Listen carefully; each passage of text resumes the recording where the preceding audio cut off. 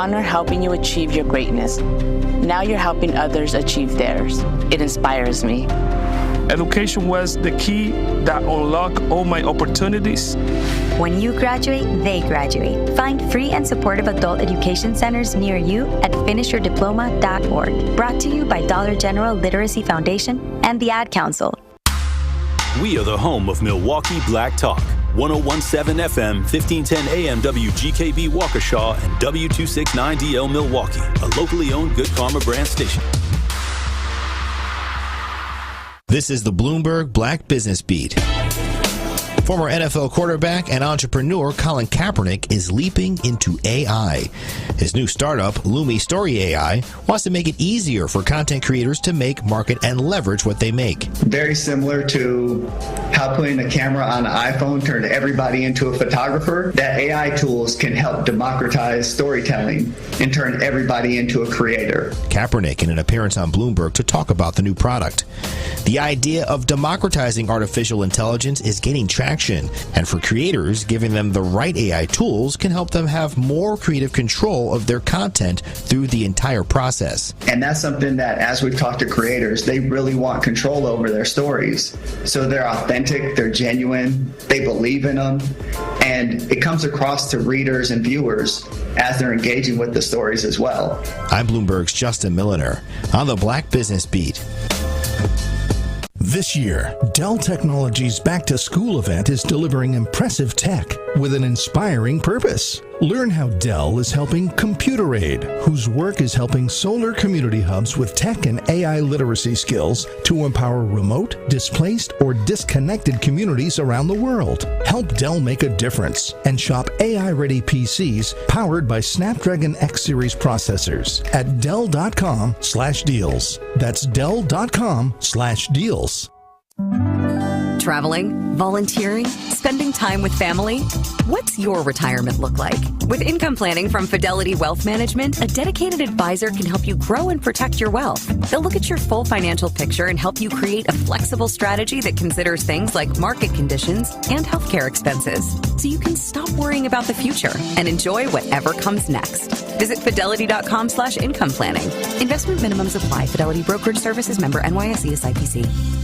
The views and opinions expressed on this program do not necessarily reflect that of the staff and management of Good Karma Brands, but are the sole responsibility of the host and guests of this particular show.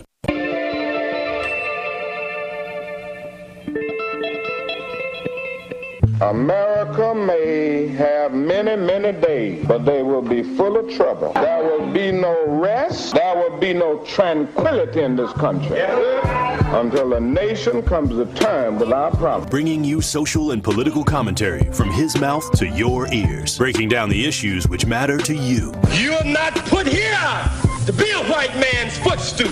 You are put here to represent the very best in God's word. Legendary civil rights icon, the Reverend Jesse Jackson in the studio. Reverend Jackson, how are you? Mr. Sherwin, good morning on this chilly Milwaukee morning. And I am pleased to have one of the founding members of the Black Panther Party, Chairman Bobby Seale. Mr. Chairman, how are you this morning? Good morning. I'm doing just fine. Thank you. To Mr. Eric Holder. Mr. Holder, so good to see you. How are you? Well, I'm fine, man. How you been? It's been a long time. Haven't seen you for a while.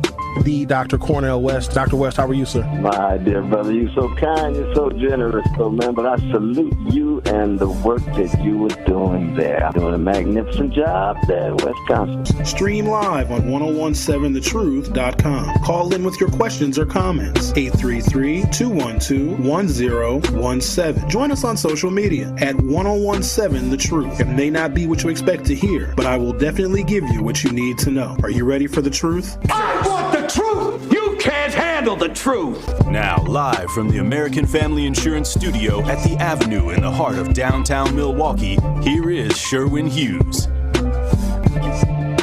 Good morning.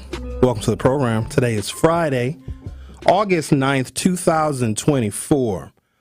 So I first saw this information on the Facebooks, because people that are on the Facebooks, clearly they read every single news and media outlet known to man or woman, and they post it before I can even get to the news outlets myself, which is fine.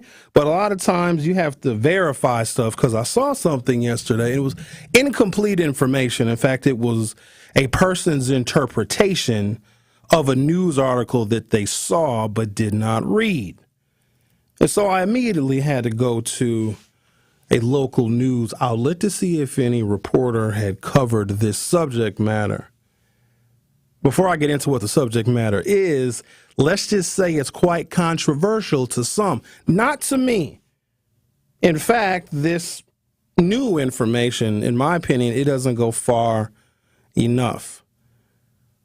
The past couple of Juneteenth Day parades, I have suggested an idea because I'm always so just happy with the number of people that come to our Juneteenth Day celebrations here in Milwaukee. I think we have it's between our Martin Luther King birthday celebration, we either have the oldest or the second oldest Juneteenth Day celebration. We might have the oldest. I think our Martin Luther King Jr. birthday celebration is the second oldest, only second to Atlanta, where Dr. King was from, lived, and preached at Ebenezer Baptist Church. So we do have significant African-American traditions here in Milwaukee. We might have the longest running Juneteenth Day in the country, the way we celebrate it anyway. I think it's commemorated in Galveston, Texas, but the way we celebrate it, I think we have the longest running.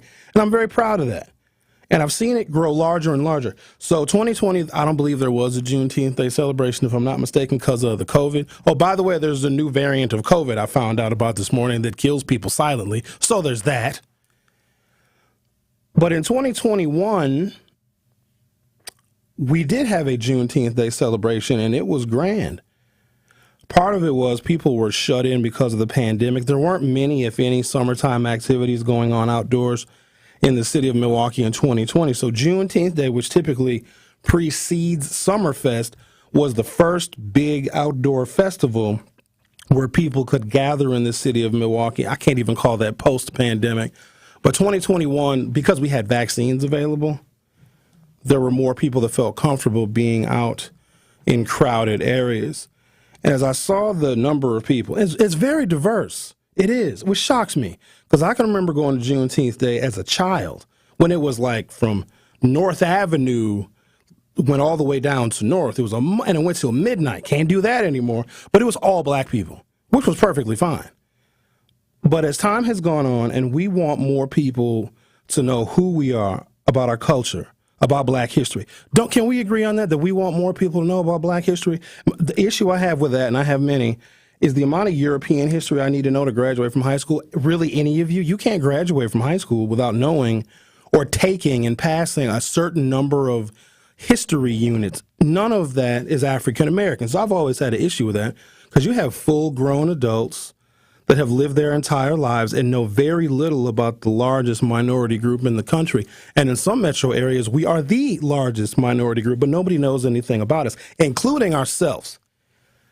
So our history is important, not just for us, but for everybody else, because once you know who we are, what we endured, and the chronological timeline of black progress and black setbacks, when you look at us now, it makes a lot more sense because you know our history. Because they want to keep our history shielded because they don't want to induce white guilt, a lot of states have removed certain books and anything related to an African-American curriculum from their schools. I think that is dreadful. But then you have this like juxtaposition with Milwaukee being a very segregated city. Incidents of racism are abound here. They're usually microaggressions, but they're no less severe. But you have all these people that come out for Juneteenth Day.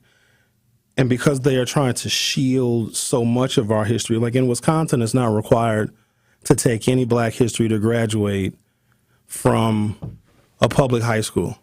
Now, schools will offer it, but it's not a requirement. I think it's a requirement. They even started, I think it's in 8th grade now, you got to learn about the Holocaust. I think there's other ethnicities and nationalities that are included in a history curriculum with Wisconsin public schools, but not black history. So whenever there's an opportunity to expand people's knowledge of who we are, including us, because a lot of us don't really know us, but I don't blame us for not knowing us, because we were never taught about us by them. I suggested we have Summerfest partner with Juneteenth there. I remember mentioning that a couple of years ago. And then on my most recent broadcast from Juneteenth Day, I really doubled down on this festival needs to get out of the neighborhood. Juneteenth Day is a national holiday. Thank you, Joe Biden. Nobody thanks Joe Biden for that.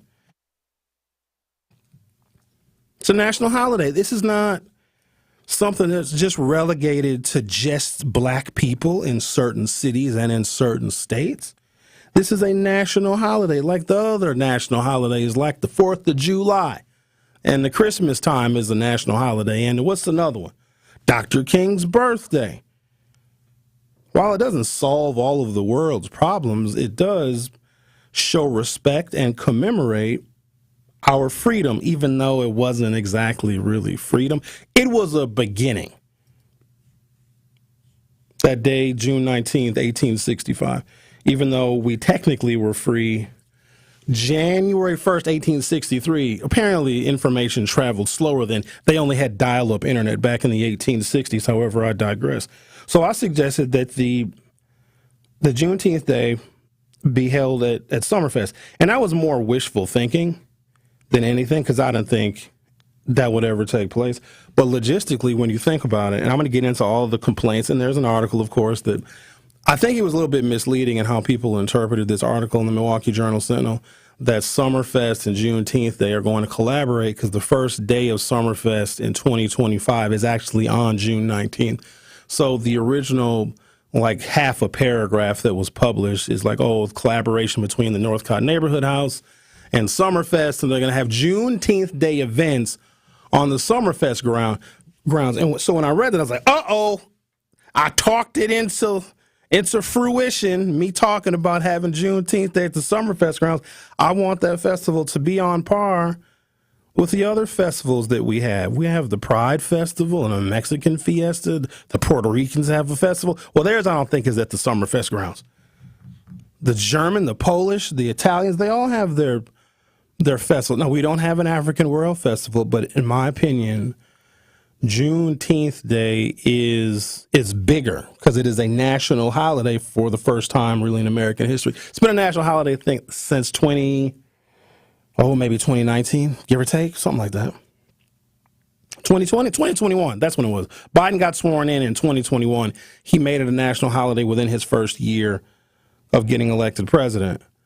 Logistically speaking, if you have Juneteenth Day celebrations at the Summerfest grounds, safety is a lot easier to enforce because you have everybody in an area where you can have security, where you can have the Milwaukee Police Department around the perimeter, where you have designated parking, where you also can have patrols protecting people's cars. So those of you that go to Juneteenth Day, especially those of you that are in the parade or that are in the various activities, parking is horrible because they block off, 15 or 20 different streets. Street parking is just dreadful. The issue that I've always had, and I've figured out a bit of a hack, is when we're in the parade here at 101.7 The Truth, you have to be at the beginning of the parade in a particular area in which they station you, because all of the parade vehicles have a designated spot. So you have to get down to the area, find somewhere to park your car, and then meet my colleagues and coworkers at the designated spot so we can begin the parade. But when the parade ends, it is several miles away from where the parade begins. So if I park my car near where the parade starts, where we have our Truth vehicle station, I got a bit of a problem because when I'm broadcasting on MLK Drive, my car is like 2 miles away, and getting an Uber at Juneteenth Day sucks. So logistically, it would make sense if we had it at the Summerfest grounds, because then we could have transportation and shuttles and things of that nature. So I was actually excited for the prospect, because our festival deserves to be more than just on a shortened street and ending at 5 o'clock. Why shouldn't it go until midnight? Now, there's reasons why it does not. Those reasons pain me because I understand them fully. It's a safety issue. There have been incidents at Juneteenth days in the past where it has been decided by the public and organizers and law enforcement that it needs to end while the sun is still out. And even though it does end when the sun is still out, there was still a shooting in some 15-year-old kid, I think he's 17 or 18 now, that shot several people mere feet away from where 1017 The Truth was broadcasting. I think safety concerns potentially could be mitigated if we have the festival at the Summerfest grounds. Plus, it could be allowed to expand and to grow. However, it is not going to be held at the Summerfest grounds like I suggested and like I desired. There will be Juneteenth Day related activities after the official festival and parade end on MLK. So for those of you that think that we won't have the traditional parade and Juneteenth Day festival on MLK, we absolutely will. But for people that want to continue to revel and celebrate that day, there will be additional activities going on at the Summerfest grounds. Some of the original things that I read from people is somebody mentioned that, well, if you have Juneteenth Day on the Summerfest grounds, it's for those people who are community adjacent. They don't want to come to Martin Luther King Drive, but if they go to Summerfest, they'll feel safer. No, I don't know if y'all been to Juneteenth Days in the last few years. Ain't nobody scared to come to MLK because it is an incredibly diverse festival. From the Milwaukee Journal-Sentinel, Summerfest in Milwaukee has set its dates for 2025, and it'll include programming for the first time in its 57-year history. Organizers with Summerfest's parent company, Milwaukee World Festival, Inc., are partnering with Northcott Neighborhood House, which hosts Juneteenth festivities in the city every year, to bring the official Juneteenth programming to Meyer Festival Park on Summerfest opening night, June 19th. We are honored to collaborate with Northcott Neighborhood House, a leader in Milwaukee for decades, to celebrate the spirit of community, history, and culture of Juneteenth, said Sarah Pancheri, president and CEO of Milwaukee World Festival. We look forward to providing new Juneteenth programming to our patrons. Another reason why I think they're doing this is Summerfest also announced that they are doing the same format again for 2025, the 3 weekends. I got my personal feelings on that. They have the reasons for doing the 3 separate weekends instead of the 11 days straight through. The Wisconsin State Fair, though, they don't do 3 separate weekends. The State Fair, they do their 10-day run or their 11-day run, but Summerfest is doing the 3-weekend format. But it makes sense to collaborate with Juneteenth Day because that will boost attendance if they do it right? So if you have African Americans that decide they want to go down to the Summerfest grounds, or really anybody, and they have additional acts and additional entertainment specifically for Juneteenth Day, then that may get more people to go to Summerfest where they otherwise would not have because they're not crazy about the current format of 3 weekends. And take a break, come back, and talk about what I think is a positive development. Because our festival is more than just a street festival. It is a national holiday. And if it encourages curiosities about Juneteenth and about our history, and I think that's what making it a national holiday does. At least people can be more curious as to why they have off or they have a floating holiday on June 19th every single year. Because we can't have it both ways. We can't have certain things about us and our history and our past be insular, like it only belongs to us. No, Juneteenth Day, it's got to be in the neighborhood. It's got to be on MLK. We can't have it at a bigger venue. But then we can't get angry when they want to remove our history from the curriculum and ban certain books by black authors. It is one or the other. Either we want our history to just be insular and nobody knows about it but us, and it's just ours, belongs to us, or we share our history with everybody else because they share theirs with us. You're listening to The Truth with Sherwin Hughes on 1017 FM. Don't go anywhere. I'll be right back. More of The Truth with Sherwin Hughes is next on 1017 The Truth, The Truth app, and 1017thetruth.com. Truth Nation, it is Ben Jammin from Jammin' with Juice, and I want you to join me and my Truth team at our free and open to the public second annual Truth Family Fest Saturday, August 17th from 10 a.m. to 2 p.m. at Riverside University High School. There will be live music, free haircuts for kids, free backpacks filled with school supplies, and delicious food. We can't wait to see you on Saturday, August 17th from 10 a.m. to 2 p.m. The Truth Family Fest is presented by Associated Bank. Your money works here. What distinguishes Old National Bank from other lenders in helping people buy their first home and furthering their small businesses? One thing that really makes us stand out is our grants. We have 2 really big grants right now specifically for first-time home buyers buying in Milwaukee County. The first one is for $15,000. They have to be buying within Milwaukee County and reach certain income limits. And then the second one is for $20,000, and that is through the Federal Home Loan Bank of Indiana. We're headquartered in Indiana, as you know, Denise. So that is a second grant, and that is really the highest, most robust grant program throughout the entire southeastern Wisconsin area. So it's up to $35,000 essentially that a person could be receiving for their first home. If you are in a position that you're looking to buy your first home throughout Milwaukee County, please give me a call. Please contact me. I'm more than happy to help everybody that I can. And what's your number, Anna? Sure. How can they reach you? 414-978-0283.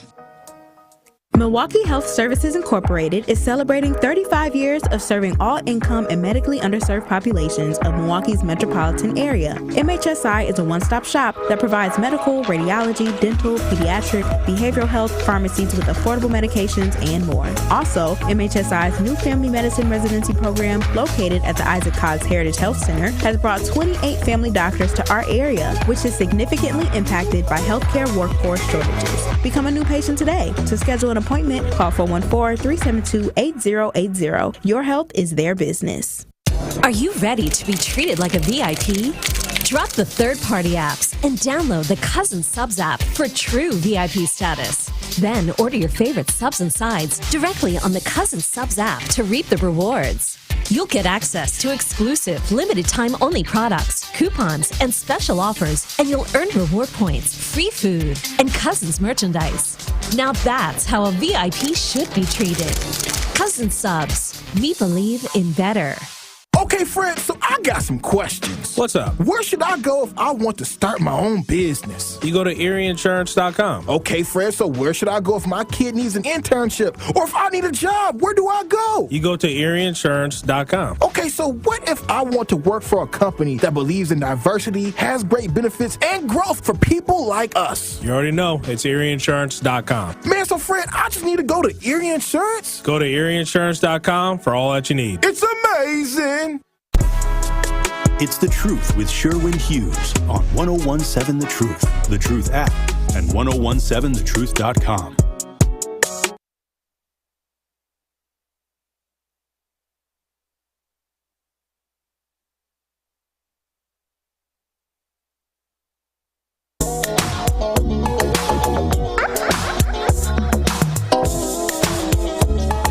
Welcome back to the program. JD the Poet says, black people still ain't free. You know what, JD? I agree with you. We're not free at all. I think we're expensive. I was thinking about something because this reparations conversation, it circles, right? It never goes away. If you ask me about racism that exists in this country, there's a couple of different kinds, right? There's the structural stuff. There are institutions that are built, there are businesses that are built without the input and influence of African Americans. Therefore, as these businesses and these structures evolve over time, they evolve without us, our culture, our influence, and our sentiment. So they just become kind of blind to African Americans and kind of blind to our contributions, right? So those are structures. And then there's the institutions themselves, which can be things like local governments in the Deep South, which spent a tremendous amount of their time, effort, and energy, especially during the Jim Crow era, just the post-slavery era, to make sure that African Americans did not have any progress, didn't have equal opportunity, were barred from voting, or voting was difficult. That's institutional kinds of things. And I can prove that all day long. There's evidence of it. There's court cases, all sorts of things. There's people admitting to it. I mean, there's books written about it. But then if somebody asks me, hey, Sherwin, does racial discrimination or racism exist? Yes, absolutely. And I might start rattling off a whole bunch of stuff, right? But then if that same person asks me to prove how racial discrimination has harmed me as an individual, I don't have as many examples. Like, I know it has. I know it exists. I know it takes place. I mean, I'm in America and I'm black and we see all these other things, but those are other things. If they say Sherwin Hughes or any of you, they name you individual and say, hey, individual black person, prove to me how racism in America has harmed you. What would you say? And let's say the case that you prove entitles you to your reparations. Like, you're going in front of a jury, right? This matter is going to be adjudicated in front of a judge, hopefully an Obama-appointed judge and not a Trump-appointed judge. What would you say? Well, so first I would say, okay, let me look at some of the institutional structures that have known to be racist in this country, like housing, right? African Americans have low home ownership rates. Sherwin, have you been barred from owning a house because you're black? Okay, no, I haven't, because, okay, I own a home. Okay, let's look at something else. What about, okay, education, right? African Americans have traditionally been in underfunded, lower funded institutions of education. Our college admissions rates are lower, especially with affirmative action being overturned. Our college graduation rates are lower. Sherwin, were you barred because you're African American from going to college? No, I was not. Okay. What about at work? Maybe you were passed up for a job or an opportunity because you were black. And I could probably say, maybe. I can't prove it. I know I've applied for jobs and not gotten them. And they may say, okay, Sherwin, well, where do you work now? Maybe there's some racial discrimination in what you do right now in the place in which you currently work. So they may ask me, are you currently employed? Because, you know, African Americans have a higher rate of unemployment. I said, well, yes, I'm employed, so I can't use that as a proof that racism exists, how it harms me personally. And they'll say, okay, well, what do you do for a living? I'm a host of a black talk radio station, so I couldn't use that either. I'm literally perplexed because I can give you examples of what has happened to other people, what I've witnessed black folks go through. Data, statistics, disparities, black women and maternal mortality, like things like that. But how am I every single day personally affected? I know that I am, but I can't prove it. This is what makes things so exceptionally difficult. And I also think it's a reason why whenever black folks see an event or an incident, even the tragic ones, right? We call it out as being racist because we have to constantly show proof. And we know it exists. Like, we're not going to question the fact that it exists. And I know that it exists. It's just if someone puts me on the stand and tells me, hey, Sherwin, right now you tell me how you as an individual have been impacted by anti-black racism, I might struggle. I could maybe refer to a white person to call me the N-word, but they didn't stop me from getting an education. They didn't stop me from getting a house, getting my mortgage. They didn't stop my job. They didn't stop my career. I have other examples. What happened with the deceased Mr. Devontae Mitchell reminded us tremendously of George Floyd. It was very easy to call and consider that a racist incident until they published the mugshots.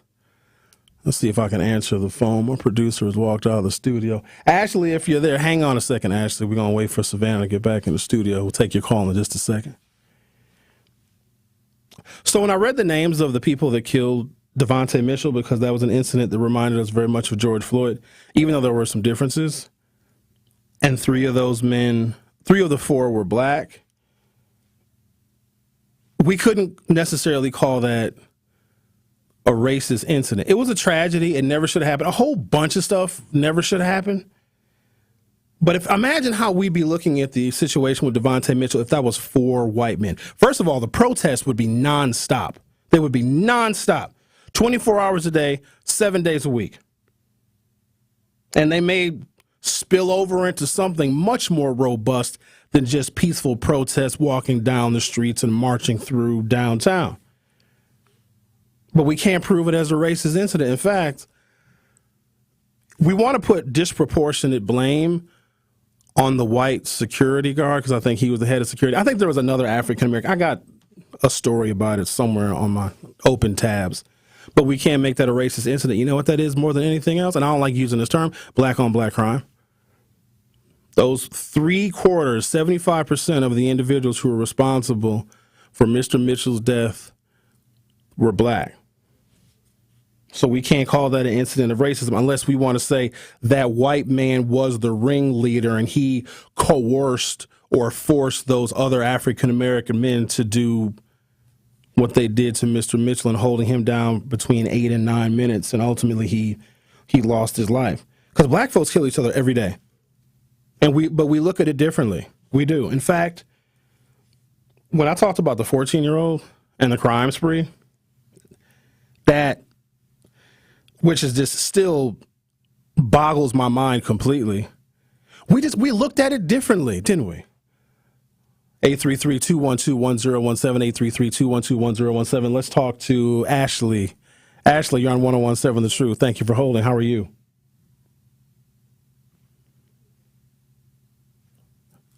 Savanna, can you line one, please? Ashley's on line one.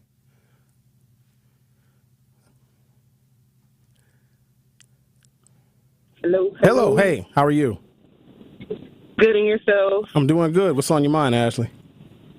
Okay, so I will be really quick because I kind of want to say something about the reparations conversation and also this conversation that you're having about the security guards. First, with the reparations, I don't think it should be as like how you said, prove that you were held back. You got to have some kind of documentation. America knows what has happened culturally with black people. So I feel like it wouldn't be too hard. It should be, I don't think that natives, indigenous people, the people native to this land have to prove, and I'm not saying all of them because they have to go through so many hoops to get their, the ones that do to get the reparations or payback that they get from the country. But I feel like it should be the same thing. Of course, we weren't there to experience actual slavery, chattel slavery, but the effects of it is still here. And I feel like the fact that there are still corporations who benefited from slave labor that are still in existence today, that should be enough. We shouldn't have to prove anything. That's all I have to say about that part.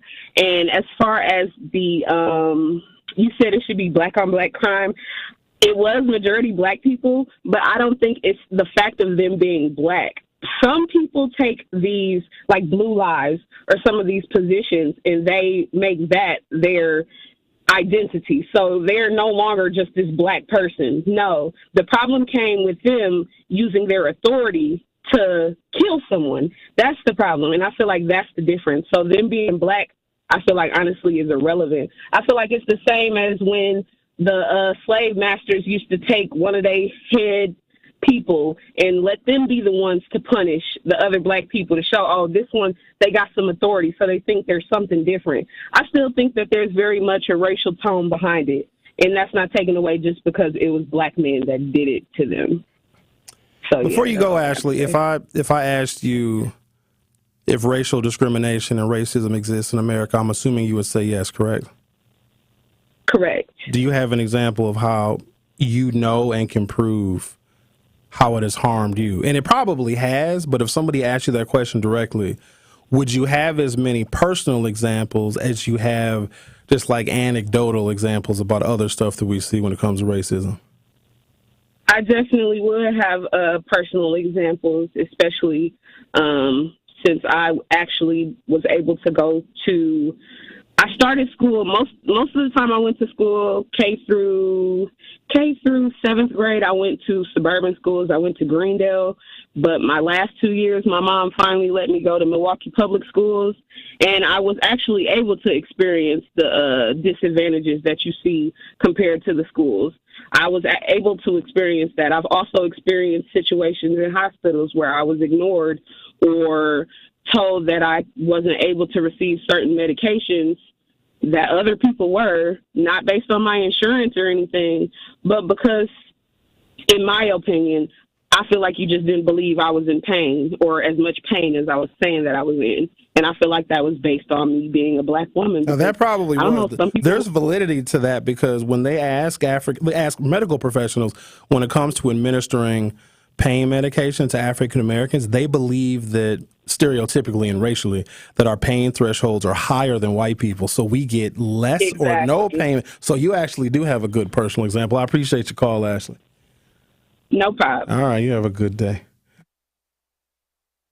Take a pause for the cause. You're listening to The Truth with Sherwin Hughes on 101.7 FM. I'll be right back. Don't touch that dial. The Truth with Sherwin Hughes will be right back on 101.7 The Truth, The Truth app, and 1017thetruth.com. Connie's Compassionate Care is a Wisconsin Medicaid Badger Care Plus benefit program designed to help pregnant women retain the support and services needed to have a healthy baby, from medical appointments, transportation, and health education support. So, if you or anyone you know can benefit from our agency, call 414-550-7521 to speak with Lasagna. Connie's Compassionate Care has got you covered.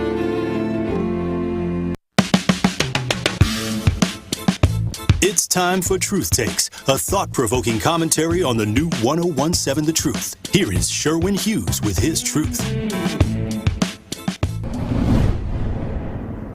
It's one of those xenophobic and racist tropes. It's also a ridiculous conspiracy theory. It's called the Great Replacement, and it says that the people of the United States are slowly being replaced by those who are foreign-born, and those illegal individuals are going to turn the United States into something that is unrecognizable.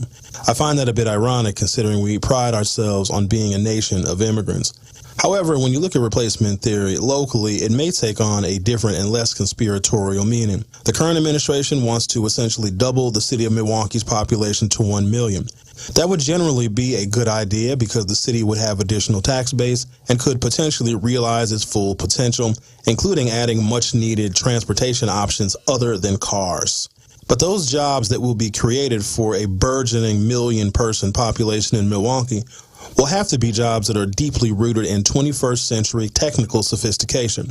Unfortunately, if people do not have those higher levels of knowledge, then the jobs of the future and this large population this city aspires to may replace those who do not have the technical sophistication to survive in the new, much more robustly populated Milwaukee. Children have a natural curiosity, including the children right now that are not doing very well in our public school system. If we as a community don't figure out a way in which we can turn that natural curiosity that our young people have right now into the jobs and vocations and technical education that will be needed in a very populated city, well, we might have a major problem. Replacement theory is not just for conservatives anymore. This has been Truth Takes on the new 101.7 The Truth. Listen to The Truth with Sherwin Hughes weekdays from 9 a.m. to 12 p.m. A Brewers Group outing is the best way to celebrate any special occasion. You can count on the Brewers to host an event your crew won't forget. Brewers account reps make your day at the ballpark a breeze. Start planning your group outing now at brewers.com/groups. I feel so stuck. The Veterans Crisis Line is here for you. Dial 988, then press 1 to call. Seriously injured? Call Gruber Law Offices today. You are listening to The Truth with Sherwin Hughes on 101.7 The Truth, The Truth app, and 1017thetruth.com.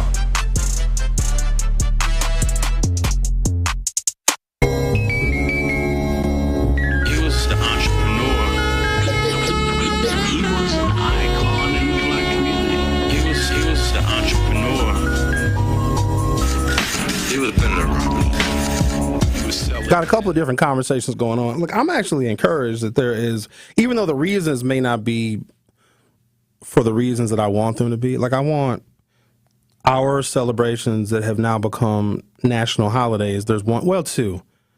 We celebrate Dr. King in a different way. I think that other slices of America, they use a sanitized and deodorized version of him. Like, oh, you black people are violent. Dr. King said be nonviolent. Like, they missed the whole context of the nonviolence. The reason why, one of the many reasons why he was a promoter of nonviolence, first of all, he was one hell of a Christian. That's for sure. But if African Americans fought back physically every single time we were attacked, marching, registering to vote, walking into schools in Little Rock, Arkansas, if we fought back physically every single incident, it would just look like two racial groups fighting all of the time physically. You would not be able to tell who the aggressor was, even if African Americans, I shouldn't say even if, we always have the right to defend ourselves. And if we were defending ourselves against aggressive physical attacks, if we were doing something like just going to register to vote in Grenada, Mississippi, they would still see it as, oh, the blacks are fighting. They're being combative. All they're doing is just fighting. They wouldn't see that the aggressor is the one that is doing the provocation. So if we are nonviolent, and it's really hard to watch, especially now because you put any of us in those same situations, black folks, modern black people will always tell you how they would have reacted if a white person would have came up and punched them in the face. Okay. I'm sure you would have fought back and they would have killed you. But you have to show that that is the oppressive side. Black people were singing and holding hands and just marching, and then all of a sudden, here come the police, here come the German shepherds, here come the fire trucks and the hoses. So nonviolence showcased that. There's an expansion of Dr. King's legacy, which is good. Juneteenth Day is the next logical thing that I believe needs to be expanded. Having it at the Summerfest grounds might be a disappointing thing for some folks because we don't necessarily associate Summerfest with us, who we are, our people, and our culture. And we look at the acts sometimes that come to Summerfest, and I haven't been to Summerfest in so long, y'all. The last time I went there was I broadcasted 1017 The Truth. We broadcast certain shows from Summerfest. So my show couldn't be broadcast from there because when I'm on the air between 9 a.m. and noon, Summerfest doesn't open their gates until noon, so it doesn't make sense. But I think Tori Lowe and Carrie and Ben, Dr. Ken, I believe they may broadcast their shows from Summerfest. So we have a presence there, but I don't really go. I did a show with Dr. Ken a couple of years ago. I think that was the last time I went to Summerfest. But if we have a complaint about this being a segregated city, I think it's a complaint because it's easy to point to. Then wouldn't an act of integration be for our newly minted national holiday of Juneteenth Day to be held on the grounds, quite honestly, named after a racist mayor, the Henry Meyer Summerfest grounds? Wouldn't that be a step in the right direction? I sometimes think that we want things as a community, as a race, as an ethnicity. We're all of those things.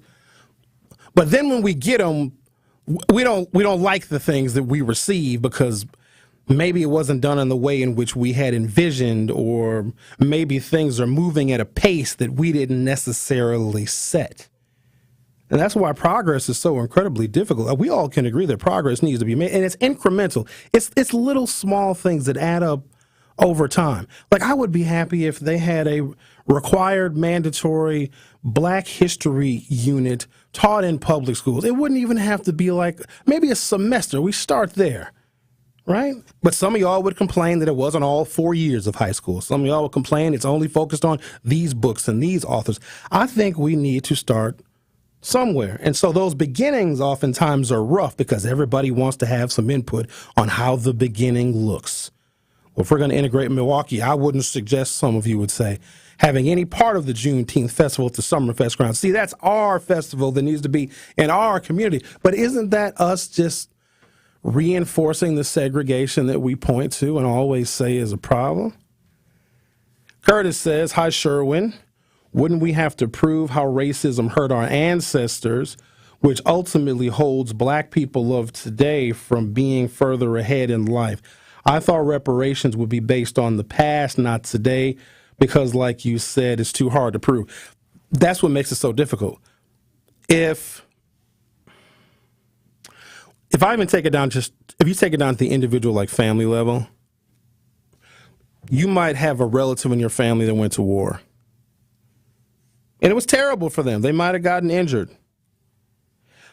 How did that impact you today? It probably did, but how did it impact you today in a way in which you deserve monetary compensation?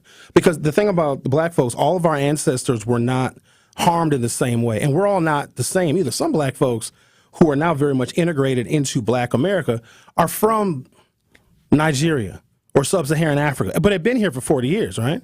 So how do we extract those people out? What do we do with biracial people? And there's a lot of them. Or what do we do about a white family with means, a lot of money, adopt several black children, and those black children grow up with unimaginable privilege? Like, they're literally shielded from any kind of harm whatsoever because they live in a gated community and they've got millions of dollars in their trust funds and they go to Ivy League schools, etc. So we can't just say, hey, this happened to our ancestors. And there was a period of time where only 1% of the U.S. population was enslaved. I thought it was a lot more than that. I thought it was 30, 40, 50%. Now, in some areas, yes, it was that high. In certain states, it was. But as far as like the overall national population, that's the tough part about it. How you get your restitution, because they won't just do a blanket settlement, because that would just be way too complicated. Plus, think about all the lawsuits that would result. You know how many white people would sue? You know how many Asian Americans would sue? Because a lot of people can prove institutional harm right now. Like overt discrimination against the Asians. Like there was an Asian hate bill that I think Joe Biden signed, and we as black people got really super duper mad at that. Like, where's our anti-hate bill? We have tons, actually. So I think that's what makes it so tough. But you guys know my whole thing on reparations. Not that I'm going to go down this rabbit hole because I may never come up again. If our history is taught and people know in chronological order what happened, how hard we fought, how much we were punished for just trying to be good Americans and good people, then the reparations would be offered. Because we can't ask. Like women can say, let me give you another example. Women can say, hey, stop sexually abusing us and stop sexually harassing us. And that doesn't necessarily change the sexual abuse or sexual harassment. But if men know what women go through, then we as men would be like, okay, women deserve this. Let's pass this law. Let's have this bill. Let's have this ordinance. Let's give women this amount of financial restitution. The grievances are only answered and repaired by the oppressor. We are not at a point where our oppressor knows enough about what we have been through for them to even offer. Because we can ask for a bunch of stuff, and that would require a high level of like political organization, and I don't know if we have the time and the patience for that. But a surefire way, like the Japanese internment camps. The power structures in the United States were like, yo, we really screwed up with Japanese Americans by putting them essentially in modern slavery camps. That wasn't Japanese people saying, give us $20,000 of family. That was the people in the United States, the U.S. government saying, yep, we screwed up. My bad. Here you go. So we can't compare our situation to theirs because the government itself did the mea culpa. All right, I'm going to take a break. The Truth with Sherwin Hughes will be right back. The Truth with Sherwin Hughes returns after this on 1017 The Truth, The Truth app, and 1017thetruth.com. Truth Nation! And all our juicy jammers out there. Make certain that you tap into Jam with Juice each and every day so you can quench your thirst. That is right. You already know you can sip on us every single day, like Benjamin said, from 12 p.m. to 1 p.m. But that's not all, y'all. Catch us exclusively on YouTube for our 6 to 7 show. Yep, only on Thursdays. Catch Jamming with Juice each and every day on 1017 The Truth. Now sip on that. When you work in early childhood education, you know the value of a good head start. And an early childhood educator apprenticeship offers just that to future educators and employers alike. Early childhood educator apprenticeships combine on-the-job training with related instruction that can be completed in 2 years with little to no student debt. Apprentices earn an income and the qualifications to excel in a center, opening a future of possibilities.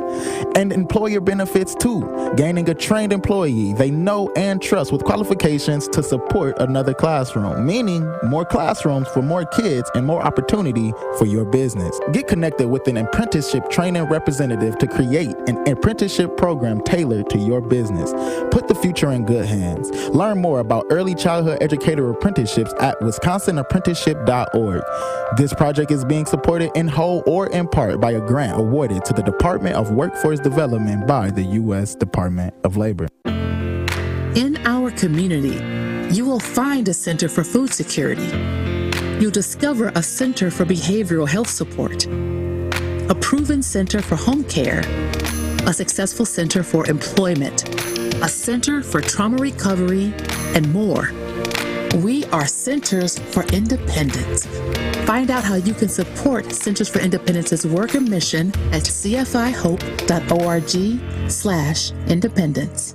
Associated Bank knows your small business isn't just a venture. It's your dream and a vital part of the community. And we're not just a bank. We're your neighbors. We're looking out for you. That's why Associated Bank offers quick online applications and approvals with funding in as fast as 1 business day, checking with no minimum balances or maintenance fees, and prompt customer service. Explore our products at associatedbank.com/business or visit a branch for more details. Subject to credit approval. Member FDIC, Equal Housing Lender. Saving energy and money is easier than you think. Here are 2 simple things you can do to reduce your energy use and lower your energy bill. Use thermal curtains to reduce each room's energy loss by up to 25%, and make sure vents aren't blocked by furniture or rugs to improve airflow and comfort. Simple, smart savings. Get more energy-saving tips at WeEnergies.com.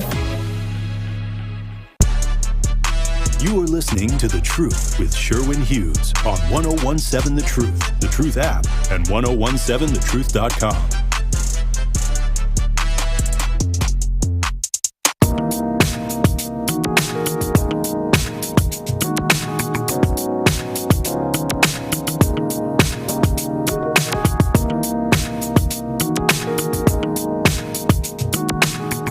It says, fostering a vibrant and inclusive community through music and culture not only enriches our city, but also amplifies the significance of Juneteenth, celebrating freedom and unity. Tony A. Kearney, Executive Director of the Northcott Neighborhood House, said in a statement, "We look forward to partnering with Summerfest to further enhance Milwaukee's Juneteenth celebrations." Oh, I think eventually it's going to be there. Eventually it will be. And somebody made mention about, the vendors need to stay on MLK and keep that money in the community. And those are mostly local black vendors. If they move those vendors to the Summerfest ground, that money still stays in the black community because those folks are of and from the black community. I'd like to see it expanded because it needs to be. Because it needs to be a celebration for everybody. I'm not saying one of those people that says, oh, no, it only belongs to us. Nobody in this country is free unless everybody is free. And if you don't know all of the details and all of the specific history, like a lot of our accomplishments are just thrown by the wayside. And some of the things that we've done, I think this also causes a lot of consternation amongst the American public. Like black folks do things, we do things first for us, for our freedom and for our salvation, but then other people benefit from it. And then we get mad at them for benefiting from it. It's almost like we want our own nation unto ourselves in this country, but that's not, unfortunately, how it works. We have to, at some point, and I don't know how we get there. It's going to be a long time before we get there. Realize that we're a part of this country. We're a significant piece of the fabric. Instead of us being insular, but we're insular. Like we want people to know who we are. We want people to know our history. We want our history to be taught. We want our authors to be celebrated. We want the curriculum, in schools. We don't want an African-American curriculum being taken out of schools. Like we see that as a problem. But we don't want to further expand it. And that's where I think that we're kind of stuck, because I don't know if we are sure of what direction we should go in. And maybe we're afraid of this thing called cultural appropriation. Here's the thing with cultural appropriation. Nobody has a monopoly on culture. They don't. And I know that we want to keep our culture to ourselves, and we get mad when someone sings like us or they dance like us, or we get mad because they make money off of our culture. But like, that's what happens in a nation of people. You know what I mean? Like that, people are going to be influenced. I used to get mad when I saw white people with dreadlocks. I'm like, oh, you're taking black hair culture, I think, kind of. Now I'm just like, I don't care how anybody wears their hair. I literally don't. Let's talk to... I don't want to say your name wrong. Lumumba, I got right. Hi, Lumumba. Hi. Hi. How you doing? I'm good. I wanted to make 3 points. I listened to your show earlier on the one with the killing at the High Regency. The lady should be charged. I think she was a white lady. Oh, the one with the broom? Yeah, one with the broom. Okay. She should be called with hate crime and with aggressive battery. Can you turn your radio down? Yeah. Okay. So it was a hate crime because she hit the black guy with the broom? You're right. Okay. So is every time a white... reason Question for you. The reason to be hitting on the guy. All right, so... He had 4 other guys on it. And I agree with you or whoever talks about it. We need history in high school. That way we'll have more self-love for ourselves, and we will have more love for the brother that they had put pinned down. Thank you. Also, there's more. Also, the one you said, more history, and the ladies, I agree with the lady with restoration. We shouldn't have to prove anything. And a lot of the information left out, they don't talk about sharecropping. Well, that's when I grew up. My grandparents was sharecropping. My grandparents raised me. And the man always took all the money. There does need to be some repair for sharecroppers, absolutely. But that wouldn't necessarily, I couldn't get reparations for sharecropping because I'm so many generations removed, and I couldn't personally prove how I'm impacted today. You should be able to get it automatic because your ancestors were sharecroppers. All right. I'll take it. They write me a check, I'll cash it. On TJ, I'm just wondering if there's a marketing strategy to get people to come down there to spend their money, or are they going to let people in free? Oh, that's a good question. Oh, that's good. I hope it's free. Yeah, they doesn't say nothing about that in the article. If it's $25, I might change my mind a little bit. I hope that it's right. There's going to be a lot of people changing their mind because they can't afford it. But if there's if you got to buy tickets, on King Drive, it's free. Correct, and that's still going to happen. So we're still going to have the one on King Drive, and I don't think our community would be in favor of if it moves to the Summerfest grounds where it can be larger and it can expand. I don't think people would want to pay the ticket price. I appreciate your call, though. Right now, I got to take myself for a break. You're listening to The Truth with Sherwin Hughes on 101.7 FM. Stay tuned for Hour 2. Truth Nation, Gruber Law Offices and The Truth have raised the stakes for this year. The One Call That's All Gruber Cash giveaway is now a $5K giveaway. Yes, you heard it right. $5,000 giveaway. Every weekday on 101.7 The Truth, you will have the chance to be entered to win the $5K giveaway. Listen to The Truth for the One Call That's All cue to call for your chance to win $5,000. Gruber Law Offices, One Call That's All. Visit 1017thetruth.com for official contest rules. 1017 The Truth and Associated Bank have teamed up for our Black-owned business give back. Each quarter, we'll be giving away $6,000 worth of free commercial advertising for 3 months to 5 Black businesses. To sign up for your business's chance to win $6,000 of commercial campaign marketing on the award-winning 1017 The Truth, visit blackbusinessgiveback.com. That's blackbusinessgiveback.com. Let's rebuild our community's backbone through exposure on the truth. For official rules, head to blackbusinessgiveback.com. Associated Bank, member FDIC. One smile is great, but one smile in a community of smiles is so much better. A smile has a secret power that most people don't know about. A smile multiplies. It spreads from one person to the next, stretching across entire groups of people. Smile Train knows this and is proud to be creating a wave of smiles across the cleft lip and palate community in over 70 countries. Patients, doctors, advocates, fundraisers. Collectively, our smiles are a celebration of the transformed lives of over 1.5 million children. Learn how Smile Train is helping the cleft lip and palate community at smiletrain.org/learn. Smile Train, changing the world one smile at a time. Being blind doesn't always look how others may think. Stargardt disease was supposed to define me. Retinitis pigmentosa aimed to overwhelm my family. It tried to cut me down. A blinding eye disease attempted to force me away from doing what I was born to do. But it cannot stop me. I have the tools. I will keep moving forward.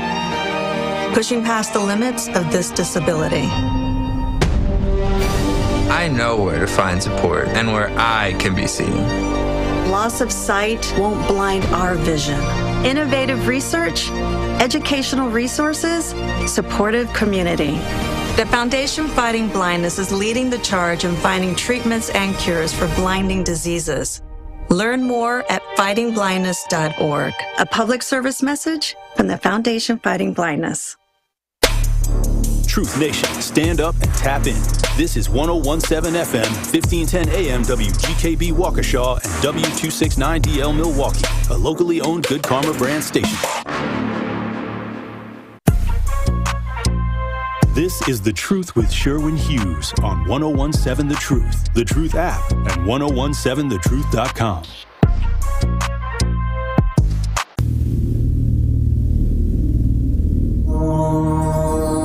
This is a story about control. My control. Control of what I say, control of what I do. And this time I'm gonna do it my way. I hope you enjoy this as much as I do. Are we ready? I am. 'Cause it's all about control. And I've got lots of it.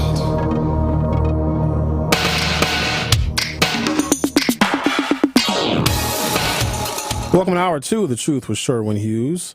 A criminal complaint says a prone and outnumbered Devontae Mitchell was repeatedly punched and beaten with a broom after he was brought to his knees during a confrontation with 4 Milwaukee Hyatt Regency workers who now face charges in the death. So I got a different take on this, and it may be unpopular, but again, this is my take. So I think these guys will take, well, I shouldn't say all of them will. 3 of the 4 will take a plea. So the district attorney, who the district attorney right now is not who the district attorney will be when either these pleas take place or when the jury trial happens. I think that there is a political twist to the charging decision. And several of you have said, well, why wasn't the woman with the broom charged? I think it might be tougher to prove that, because they want the highest charge they can get, right? The longest prison sentence. And yeah, they might be able to charge her with battery, but she could probably give a whole bunch of reasons and excuses. But her involvement was dramatically less severe, because her hitting him with the broom was not a cause of death, and it wasn't said, or didn't say in the autopsy, that being hit with the broom was a cause of death, right? They could probably give her a disorderly conduct ticket. Now, the other individual's actions did play a contributing role. There's a bunch of factors that played a contributing role into Mr. Mitchell's death, but the broom lady, I think that they're probably overlooking that one. Let's talk to Linda. You're on 101.7 The Truth. How are you? Good morning. Good morning. I woke up blessed and black this morning and proud of it. But good morning, Professor. Good morning, Good Karma Brand, and good morning to all the good black and white people of Milwaukee and Wisconsin. You know, I say that because Milwaukee is such a small city to us because we live in it, but I don't think we really realize the gravity of its political magnitude. And I just wish that, as you were saying, with this celebration of diversity, that it would really recognize and give Black people in it Juneteenth its honorable due. Having said that, nationally, it's recognized. I'm going to go back to Juneteenth being celebrated nationally. I believe that in its truest, celebratory significance, we should celebrate it on a larger scale. And I don't know if it has to be at Summerfest. Yes, that would be great. I don't know. I'm kind of mixed on that. But I wanted to say, answer your question. If we need to prove racism exists in our individual lives, I think that we would be able to sue. But because it's the racism, like you said, is so minute, do we have the time, or the inclination to pursue it? Because again, it exists. We experience it all the time. Do we have the time to pursue it, to sue? But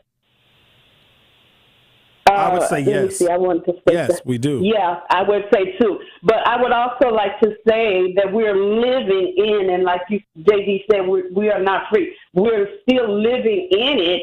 We just have the illusion of freedom. Linda, let me ask you. I want to ask you a direct question.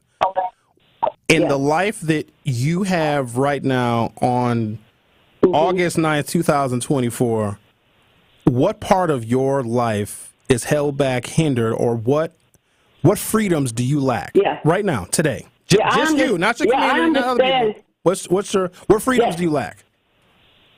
I understand the question. However, it's really a multifaceted question within itself. But I can say that because my parents were not educated, were deprived of their education, and their parents were deprived of their education. Therefore, in comparison to someone who had freedom, like you just said, of, the premier education, I didn't get that. That wasn't passed down to me. And having said that, with the wealth, that was not passed down to me as well. So now I am struggling for the depravity of my previous foreparents that they didn't get. So now I am carrying much more to try and make a difference in my generation and in the generation of those that come in my bloodline. Yes, I understand the question fully. But Linda, let me throw something in here. There was no guarantee, regardless of what your parents' educational status was or even their racial status, that they were going to be wealthy. So if there was no guarantee that they were going to be wealthy, you can't say, well, I don't have wealth because it wasn't passed down to me because my parents weren't wealthy. You can't prove harm. I can say that. Yes, I can, because the fact that I am here and I did not die out, but the fact that I can trace, how they lived and how they were deprived let's remove that. And how they Linda, this is what I'm trying to get to. We have all the history sorted out. But I was asking you, that's the point that I'm getting at. We as individuals living right now as Black folks cannot prove or point to where we're not free currently. We are, but it's at the expense, right, of those that sacrifice. Okay, let me put it like this.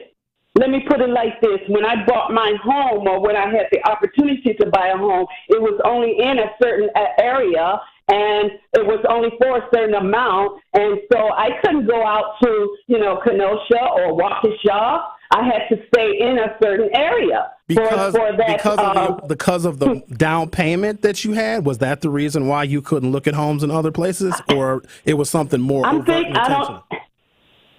I don't know, because I was deprived of, education when it comes to buying a house. So I had to follow whoever, was steering the ship. But I'm thinking, because it was a, federal FHA housing and whatever, but, Can I ask how long you've been 25 years. All right. And Is your house worth more now than when you bought it 25 years ago? I haven't did that comparison yet. It is. So there's your wealth. I think so because I've been I guarantee it is.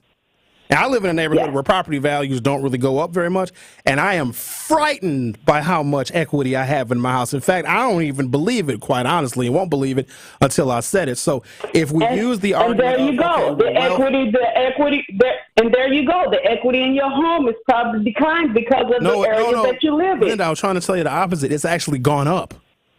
So I can't say, I'm black, I don't have wealth in this country. I mean, am I a trillionaire? No. Am I staggered by how much value I have in my house compared to when I purchased it? Yes. So what I'm trying to say is we can't, as individuals, prove any harm. We got to look at history. We got to look at what happened to other people. That's the only point I'm trying to make. I'm not saying that you haven't been harmed, but when we're asked to prove harm or how we're not free, we literally draw blanks and we only can pull from history.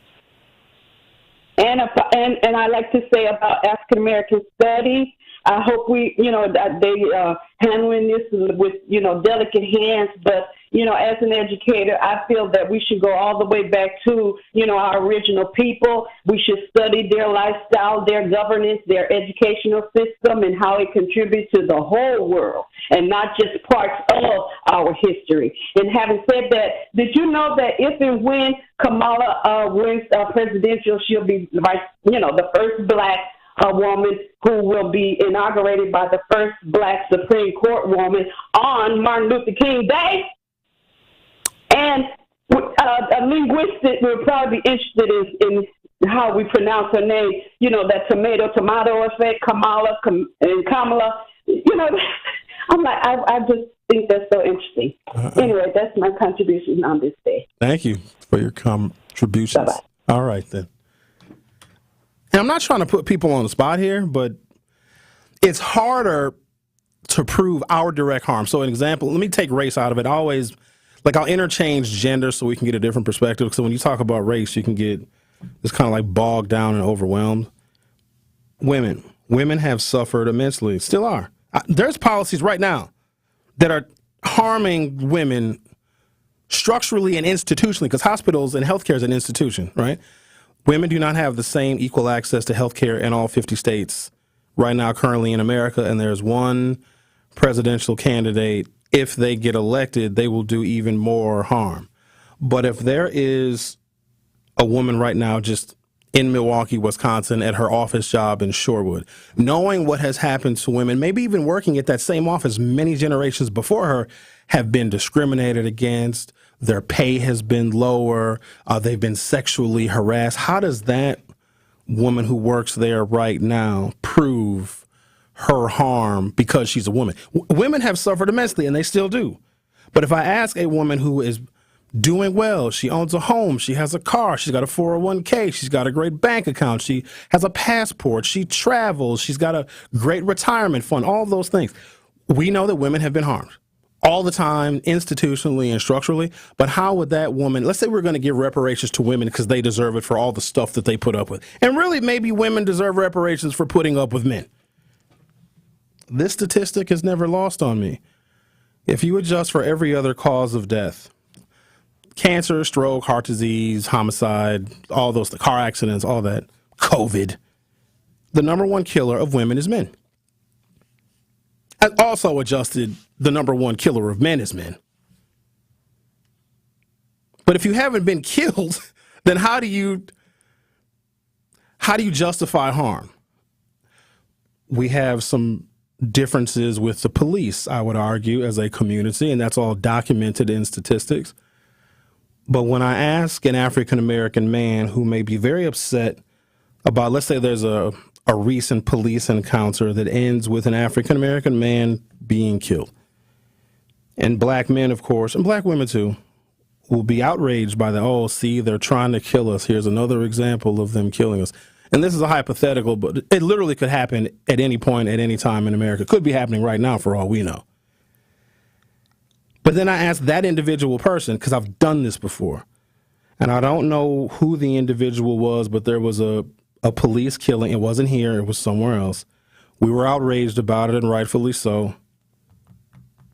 and a bunch of African-American men called in, talked about how horrible the police are.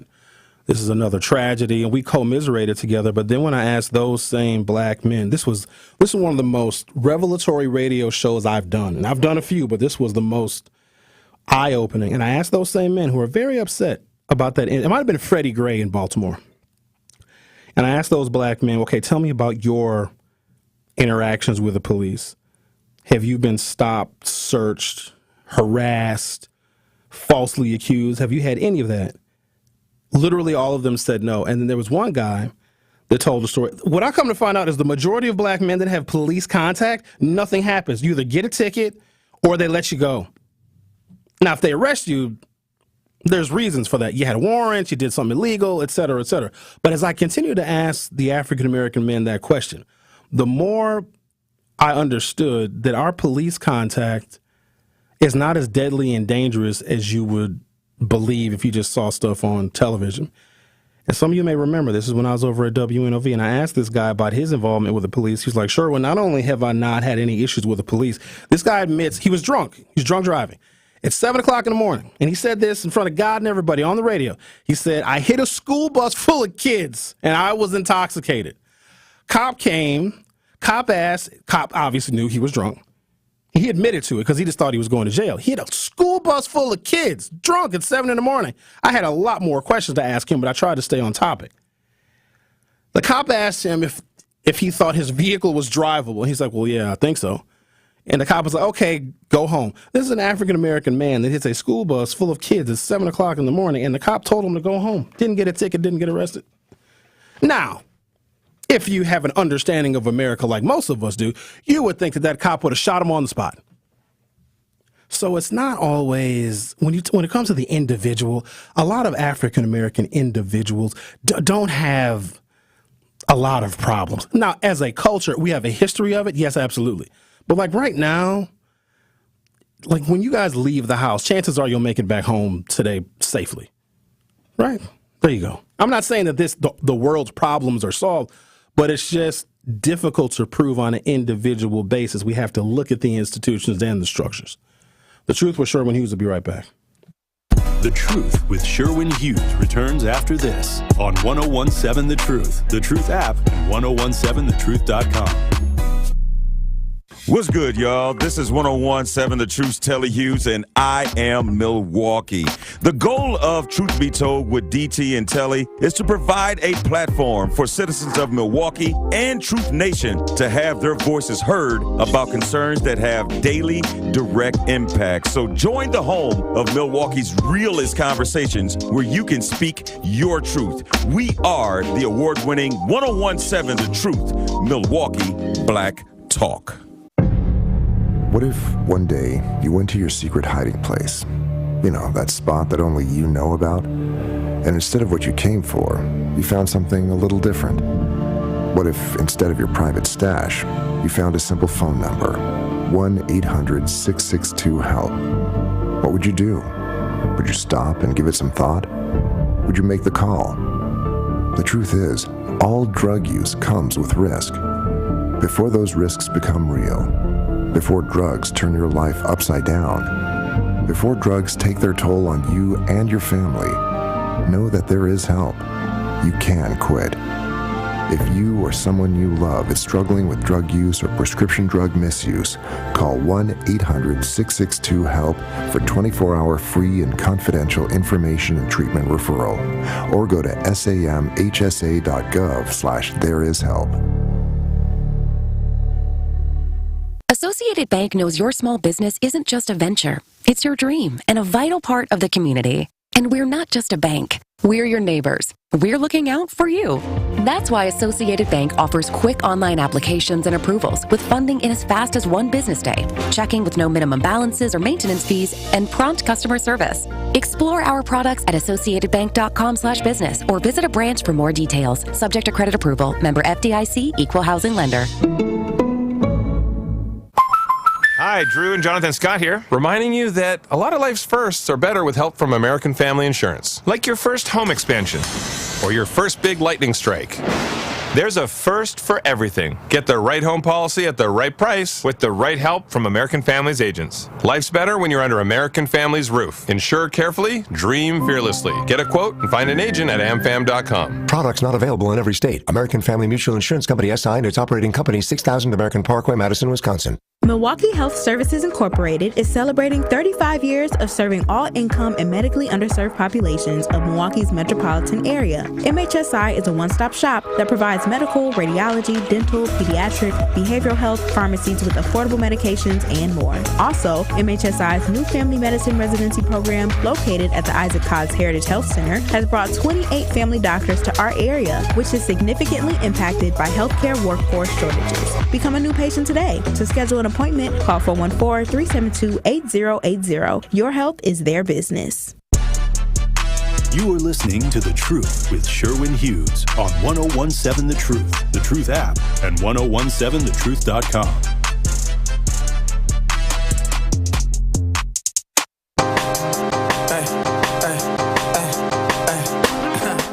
Every day I get at least one. And they say, Camilla, that's how they spelled it. Camilla is not black. And then I said, then what is she? And then D'Angelo replies, bloodline, yes. She's not going to do nothing for black people. That's so rich. Is there a way that we can, like, put an end to that conversation? What is a black person, wherever they are, come downstream a little bit. Don't go all the way up to the level of president. There's black governors, black mayors, black elected officials, black legislators. There's a whole congressional black caucus. I think there's even a black caucus right here in Wisconsin state government. What is any legislator who represents probably more than black people, or any executive? I'm being real serious with this question because I want people to actually think about this, because they just say stuff and they don't really critically think about it. What is anybody supposed to do for black people? Like, what do you want? Okay, reparations. Clearly a complicated subject. Other than that, what? What do we want? What will make us whole? We're not ever going to be whole unless people know the history of who we are and how we came to fruition as a people. We're never going to be made whole. So there's no dollar amount. If anything, let's just say, let me humor you for a moment. Every black person got $500,000. Nothing else changes. You just have $500,000. You think that white people would like you more? You think you would be more likely to be hired? You think that your kids or grandkids are going to get accepted into that college because we got $500,000? And then what the hell do you do when the money is gone? Because there won't be another $500,000. Like, what? Let's say that black people are suffering disproportionately from health disparities. And what if there is a program that is put in where we can get affordable health care, where we're not kicked off of insurance because of pre-existing conditions? You know, we're not dropped because our medical care reaches a certain dollar amount threshold. Like, what if that is a problem that has plagued the black community since our inception, and there's a program that can make the cost of health care dramatically lower? But we wouldn't count that because it's got to have the name black in it. So there are things that have happened because we are suffering disproportionately, but because it doesn't have the title black, or it wasn't given to us by somebody black, we don't count it. There are scholarships that are available for black children to go to schools. Does that count for anything? There are minority contracting set-asides, and this is something that oftentimes gets overlooked. The federal government sets aside like billions with a B of dollars for contracting opportunities. So ways in which you can do business to the federal government, because the federal government, I don't know if you know this or not, is very large. It's in all 50 states. There are dozens of departments. There are thousands of employees. They buy things. They buy services. They buy goods. Let's say you're in the paper distribution business. As an African American, you can get a contract that is specifically for African Americans that distribute paper so that government agencies can print. There's all sorts of things. Now, will it address every single concern? It will not. But I think there's more out there than we may realize. And if we are just expecting someone to say, hey, black people, this one's for you, here you go. While they could introduce it, like there's members of the Congressional Black Caucus introduce black stuff all the time. But if the Republicans are in control, it won't get a hearing. And so if we are annoyed at the very least by our political system because they're not doing right by black people. There is an entire political party that stops that legislation from ever seeing the light of day. And we don't ever put any blame on them. In fact, and this number has remained constant, which somewhat troublesome. Donald Trump is going to get 18% of the African American vote. 18%. A fifth of us that vote are going to vote for him.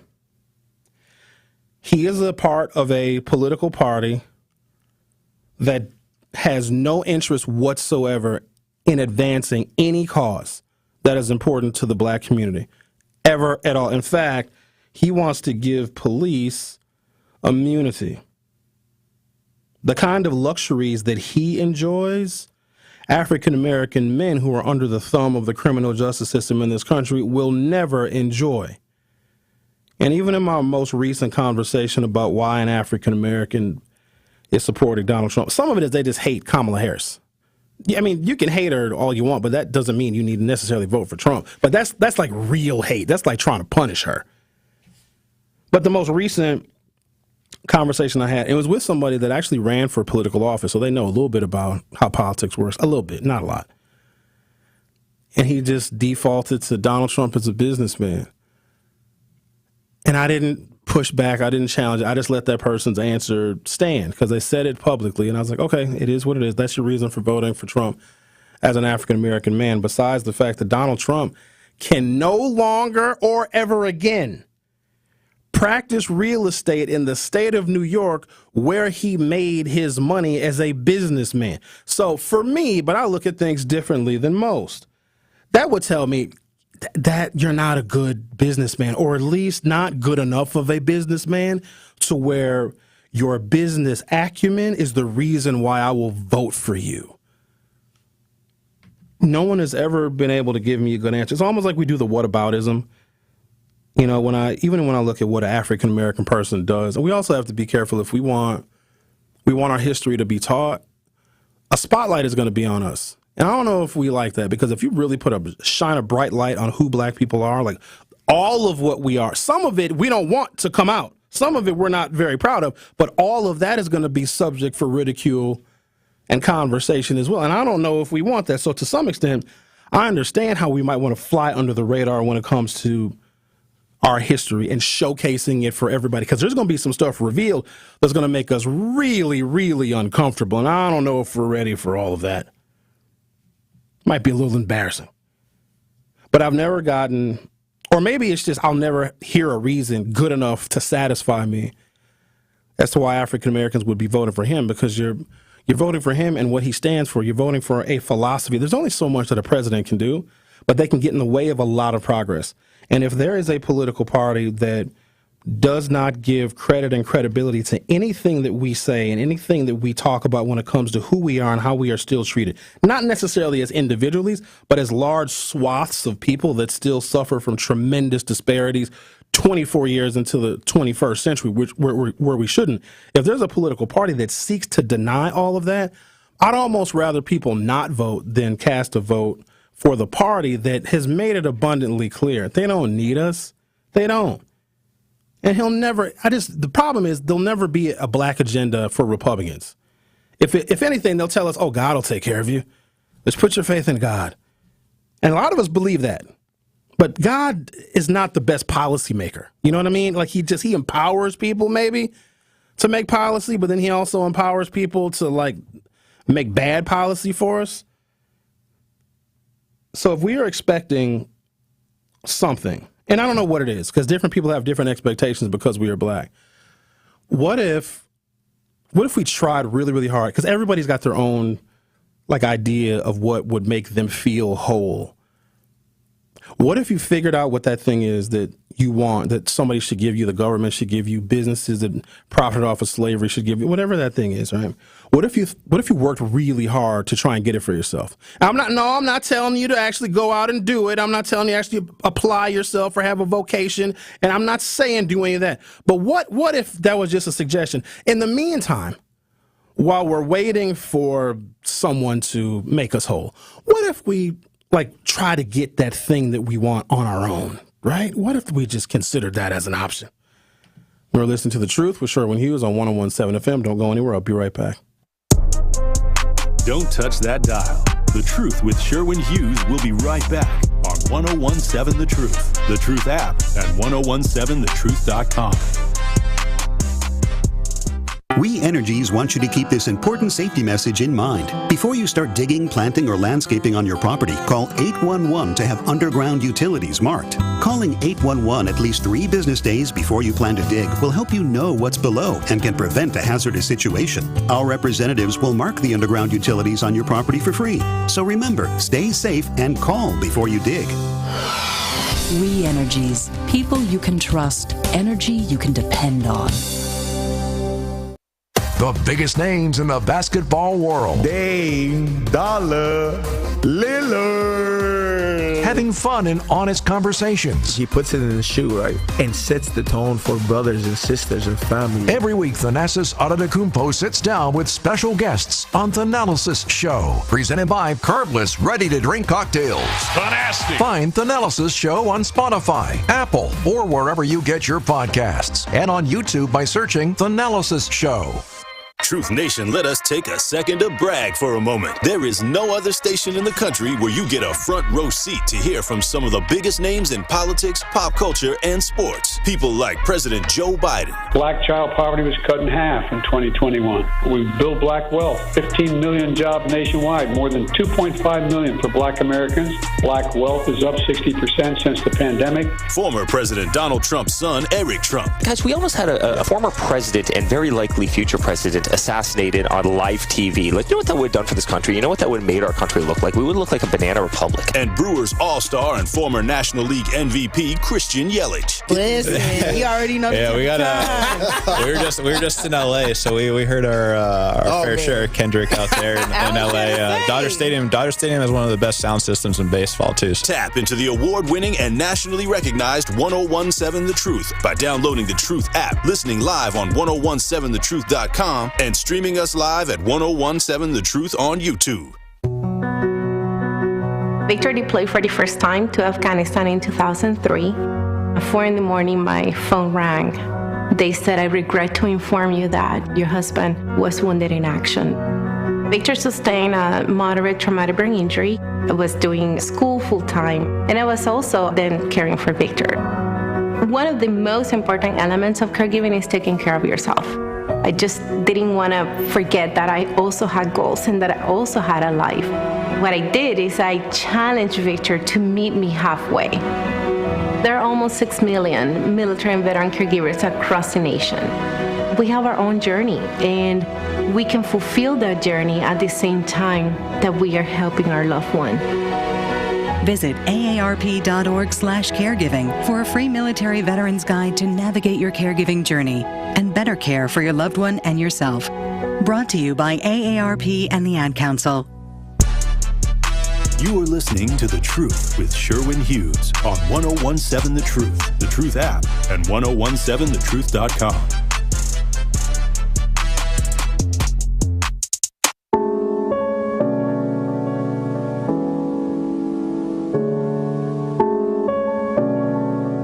Let me address this in the YouTube comments.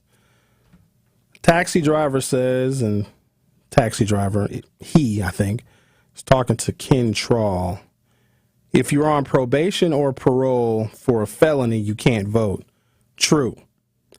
You can have a felony in your background, but you can't be on paper serving that sentence in any capacity out of confinement and be able to vote. But then this other part I got to clear up, because there's probably some folks that believe this, and it might be a contributing factor to why our voter turnout is still, it's too low. It's lower than it should be. Taxi driver says for certain misdemeanors, you can't vote. Not true. There is no misdemeanor that bars you from voting. I need you to tell everybody that you know. Put it in a Twitter post or put it on the Facebook or on the Instagram. If you have any number of misdemeanors on your record, you can still vote. You are an eligible voter. They've even said stuff like if you owe back child support, you can't vote. Again, that is not true. So misdemeanors do not qualify for taking away your right to vote. Felonies, if you're currently serving any part of that sentence, do. Curly Q says, someone asked me the other day if a felon is able to make a political contribution. Yes. Only thing a felon can't do, there's certain jobs you can't get. You can't own a gun. You can own certain guns. Guns made before like 1898. You can have like a black powder rifle, which it's not going to do you much good in a firefight. But yes, felons can make political contributions. So for those of you that have made political contributions before, they don't check your background. You don't have to provide social security number or any of that stuff. Right? So yes, if you have a felony on your record, or if you're on probation or parole, serving any part of your sentence outside of confinement, yes, you can make political contributions. So glad I could answer that. But the misdemeanor thing, no, if you have any misdemeanor on your record, in your background, you are still able to vote. That might be a barrier. People think because they have been charged with a misdemeanor. You can even have gone to jail for a misdemeanor. There was something we tried to do many, many years ago, and it got laughed at because, Sheriff David Clark. So there are a lot of people that are in the House of Corrections that may have misdemeanors on their record or they're awaiting trial, but they're confined in it's not called the House of Corrections anymore. It's called something else. It's got a fancier name. It sounds less intimidating. But while they're being confined and while people are bound over for trial, they still should be able to vote.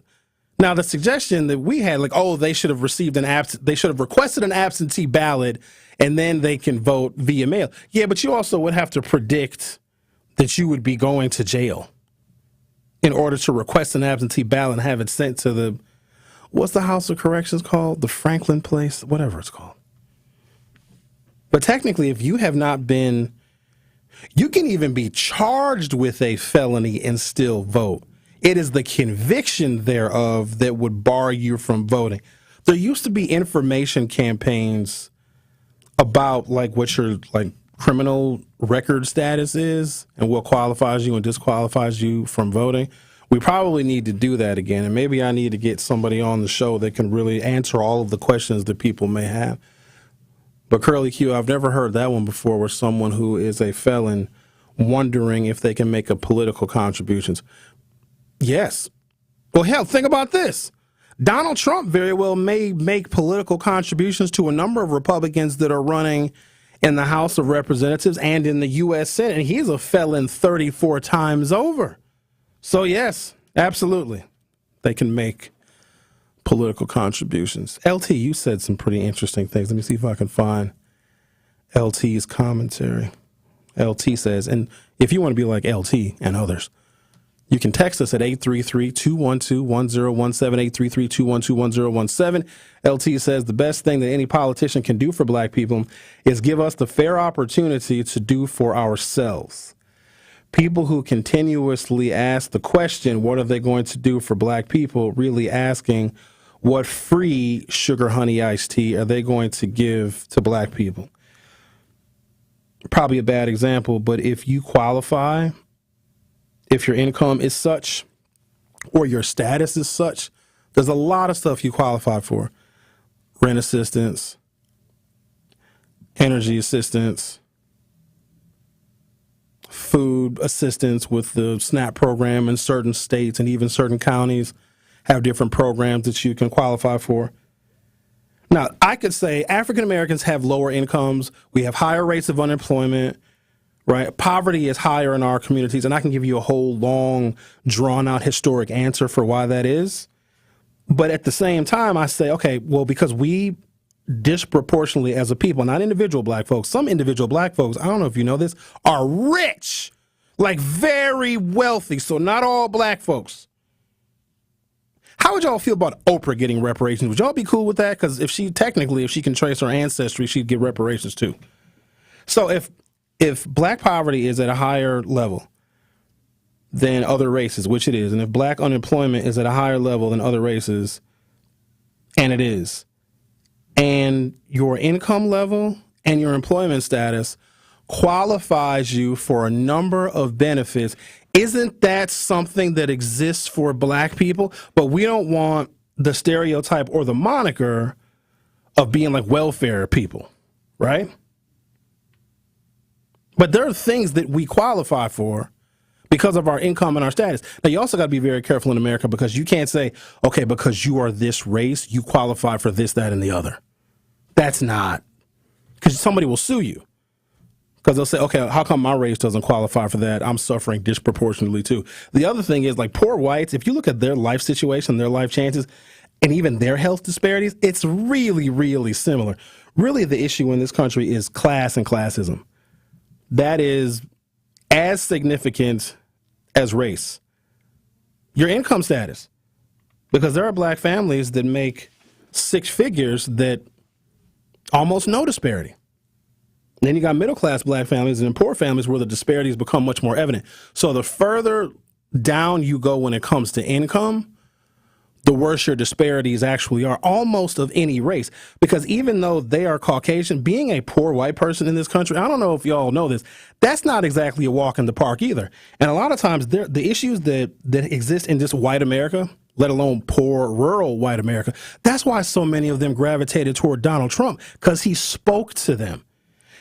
White elites are embarrassed by poor white people because they are a drag on the image of whiteness in America. They're an embarrassment.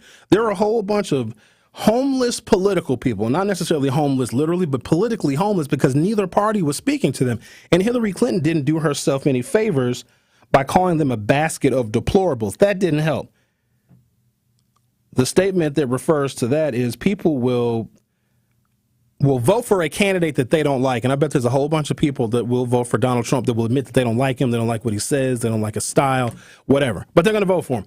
People will never vote for a candidate that doesn't like them. Hillary Clinton, in talking to this group of politically homeless folks, the ones that Donald Trump captured and enthralled and ultimately indoctrinated, Hillary Clinton was mean to them. She was very disrespectful to those people, and they didn't have a home. Donald Trump was like, oh, I'd love you, the poorly educated people.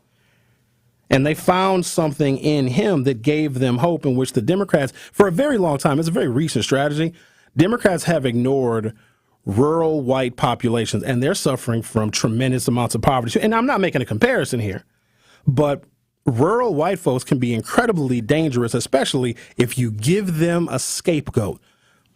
The Democrats have ignored them. So they're going to vote for Republicans. They also are much more likely to say the border crisis is an issue. I'm starting to see a few more Donald Trump commercials. A few more, not nearly as many Kamala Harris and Tim Walz commercials that I see, but it's a lot more Donald Trump commercials. They're making the border a top issue. I don't see it. As African Americans, and maybe those commercials are not for us. Maybe they're not for us to respond to. And we've talked about it a number of times on this show. Like, how does the border really impact us? And we've even, given real examples of how someone that comes to this country or comes to Wisconsin where we live, if you make it local, because it's a local issue. If you live in a border state, if you live in a town that's right on the other side of the Mexican border, absolutely there's going to be issues. But I don't know how that becomes a national crisis, because we really can't name many jobs that we will lose to an immigrant. Either they're low-wage, low-skill jobs that a lot of us don't want, or where we have more skills and a better resume to qualify for those jobs anyway, or they're like tech experts from India and China, and like we're not getting those jobs either because we don't have that level of education. And those are immigrants too that are sometimes doing really, really high-tech jobs. And we have to bring people over here from other countries because Americans may not qualify to work in some of those really, really high-tech jobs. Because, okay, that is a way in which immigrants can take American jobs, but they have a tremendous amount of education and a skill set that America needs to function. At some point, we got to figure out who our workforce is going to be in this country. Either it's going to be highly educated Americans, or we're going to have to start importing people from other countries. All right, now I'm going to take a break. We're listening to The Truth with Sherwin Hughes on 101.7 FM. Don't go anywhere. I'll be right back. The Truth with Sherwin Hughes returns after this on 101.7 The Truth, The Truth app, and 1017thetruth.com. Truth Nation, it's your girl Melanie Ricks, and I want you to join the Truth Team and me at our free and open to the public second annual Truth Family Fest on Saturday, August 17th from 10 a.m. to 2 p.m. at Riverside University High School. Tori Lowe and I will be broadcasting live, and you don't want to miss out on all the fun. The Truth Family Fest is presented by Associated Bank, Your Money Works Here, and sponsored by Milwaukee Public Schools, UW-Milwaukee, Gruber Law Offices, Erie Insurance, American Family Insurance, Outreach Community Health Centers, Greater Milwaukee Urban League, Ascension, Wisconsin, and MATC. The Empowerment Small Business Loan Program, we're talking about up to $5 million, which for small business owners, we need that. That's like payroll, that's resources. So can you just let us know, what is the program and why is this lending program so important to Old National Bank? Years ago, our CEO, Jim Ryan, this program is his brainchild. He was working with Roland Shelton, who you know, Denise, out of Evansville, and they identified that African-American business owners, Hispanic business owners, Native American business owners, as well as women business owners had a difficult time in obtaining financing from the traditional credit partners. And so we went out, created a program, launched it last year, 2023. And so far last year, we have helped over 100 successful minority and women-owned businesses with about $25 million in loans. We've already started this year with almost $8 million in approvals, again, geared toward minority business owners and women business owners that normally had difficulties in obtaining traditional credit finance. Sharon needed legal help. She needed Gruber Law Offices. When I think about Gruber Law Office, I think about how they took care of me, how they make sure that you get what you're supposed to get. Gruber Law Office. One call, that's all. I will always trust one call, that's all. Injured? Call Gruber Law Offices today. One call, that's all. They are the best. I'm very happy. What if one day you went to your secret hiding place and instead of what you came for, you found a phone number, 1-800-662-HELP? What would you do? Would you stop and give it some thought? Before drugs take their toll on you and your family, know that there is help. You can quit. For help with drug use, call 1-800-662-HELP for free and confidential information and treatment referral, or go to samhsa.gov/knowtherisks. Hey y'all, have you heard of Liberate MKE? We're building power for our community for our voices to be heard. We are addressing community issues by redistributing funds from the city budget into public health, housing, libraries, and more. Did you know the Milwaukee Police Department got $300 million last year and public health didn't even get a fraction of that? We're focused on funding life, not violence. If you want to be a part of that, come join us. You can find us at liberatemke.com. You are listening to The Truth with Sherwin Hughes on 1017 The Truth, The Truth app, and 1017thetruth.com.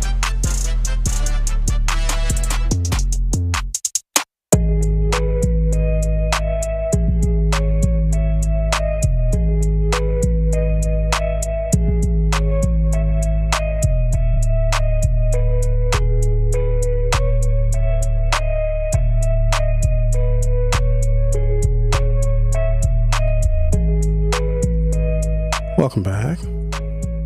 Ravin says, what will guarantee that the presidential debates proposed are going to be fact-checked by the moderators and not a lying, shouting match that Trump so likes to do, especially if the moderators are from Fox News? So Madam Vice President is not going to do the Fox News interview, and she shouldn't, because Donald Trump does not get to set the terms. So they are going to do the September 10th debate, because that was already scheduled. Donald Trump already has that day free, because that was the day in which he was going to debate Joe Biden, and Kamala Harris said that date works for me.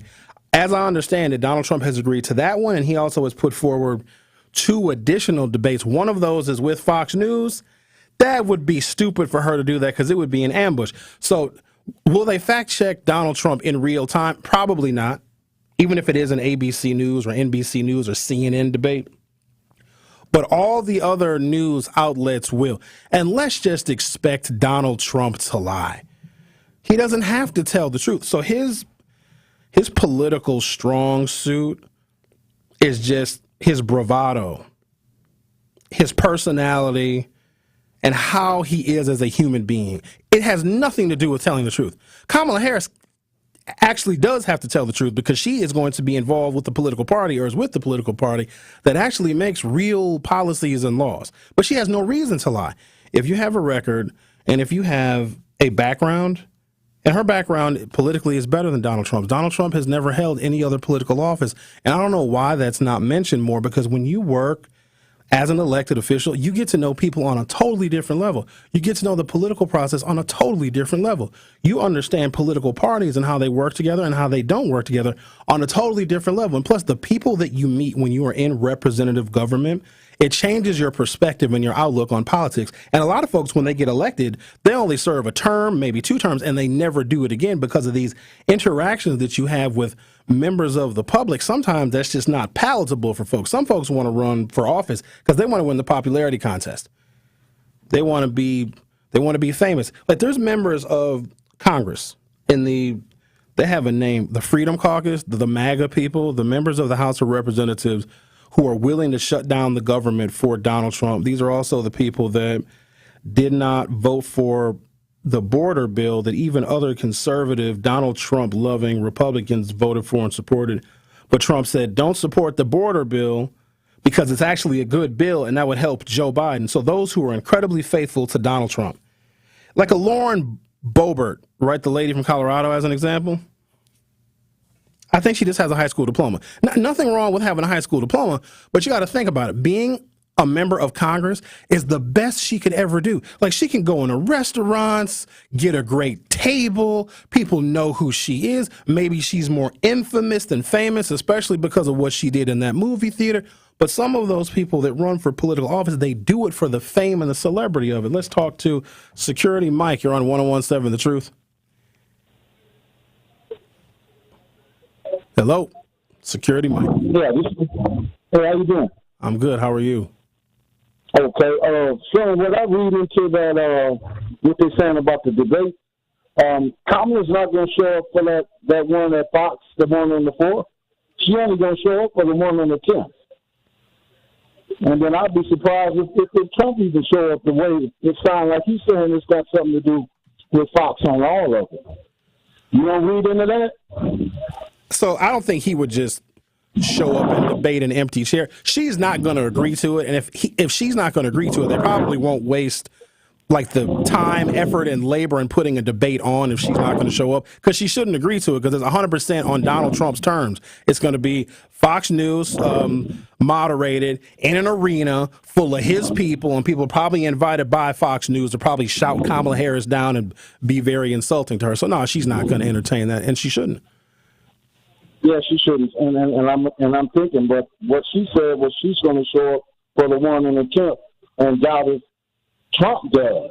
But you saying that about Trump? He agreed to it. You really think? Yes, I think he's agreed to it. He has to debate her. In fact, he put up 3 dates of his own. One of those included Fox News. He says he does want to debate her, and he has to, because he needs to start chipping away at some of her momentum. Because if he stays silent, like Donald Trump is not even like top of the news cycle anymore. Like, he did a press conference yesterday, which was just embarrassing. But because she and Tim Walz are getting all the attention, Trump needs to make news. And the only way he can make news is if he has all the attention on him. And the only way he can do that now is if he debates Kamala Harris. Okay, well, I want to go to what I was saying about one show host always bashing these Dems. And during the RNC, one particular show host had a black female owner of a vegan restaurant or something, saying Trump helped her out with some money. But we had that surplus plus money that the guy gave to a lot of black business owners. They don't know that. The mother show hosts be bashing the Dems like that, and they're not doing their research, it seems like, to not know that Eagles gave up a lot of money to some black business owners. Oh, that's true. So that lady must be double dipping then. If Donald Trump gave her some money to help her out. She probably was referring to a PPP loan, which they were just giving money. They gave PPP loans out to members of Congress. Everybody got some of that money. There was also a lot of fraud. Got money. Yeah. And a lot of folks are going to jail behind them PPP loans, too.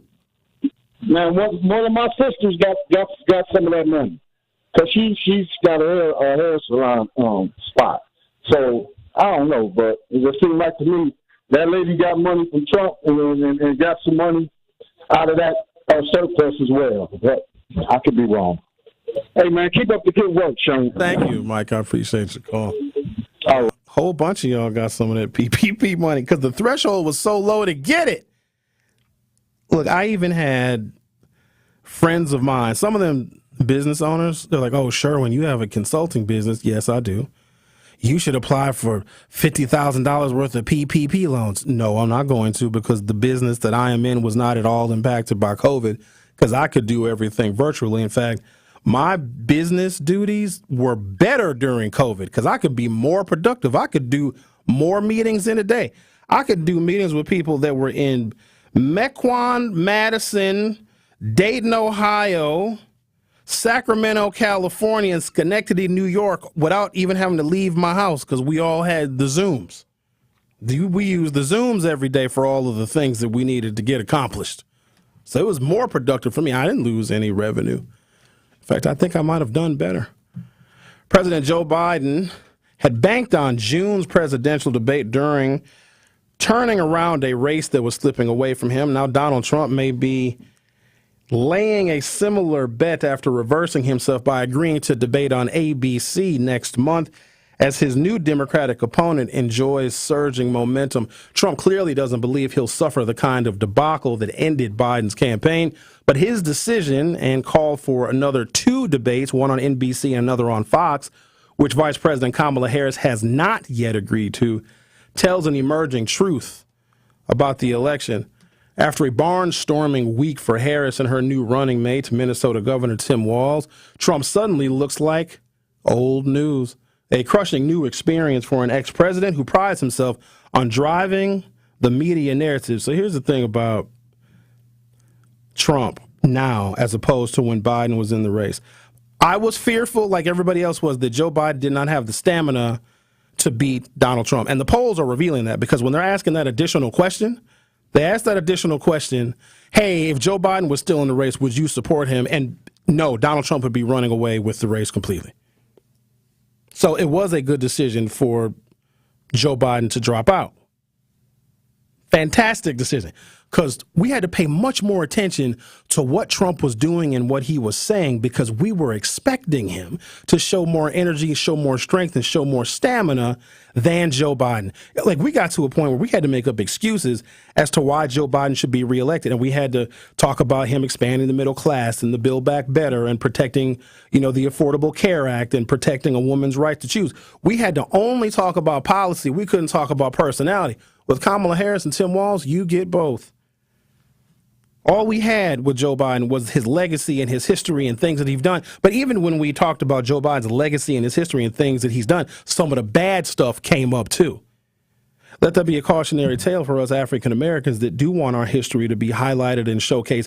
It's going to shine a bright light on some of the bad stuff that exists in our community too. And I may think about this differently because there's some things that take place in our community we cannot blame white people for. We can't. It's too easy to do that, but it does not explain. There's a lot we can blame on what I'm going to call not even white people, but institutional and structural racism, because some black people can be a part of institutional and structural racism.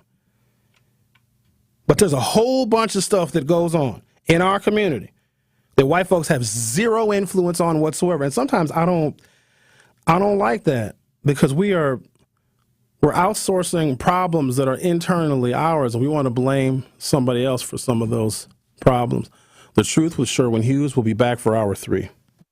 Coming with straight truth. Contrary to popular belief and contrary to suburban idiocy, crime is nowhere near what they say on TV. You calling me an idiot? I didn't call you an idiot. I said some of the people that live in suburbs that are white that think about crime in the city as if it happens every day, people are getting slaughtered and killed, is grossly inaccurate. But you don't know because you're not here.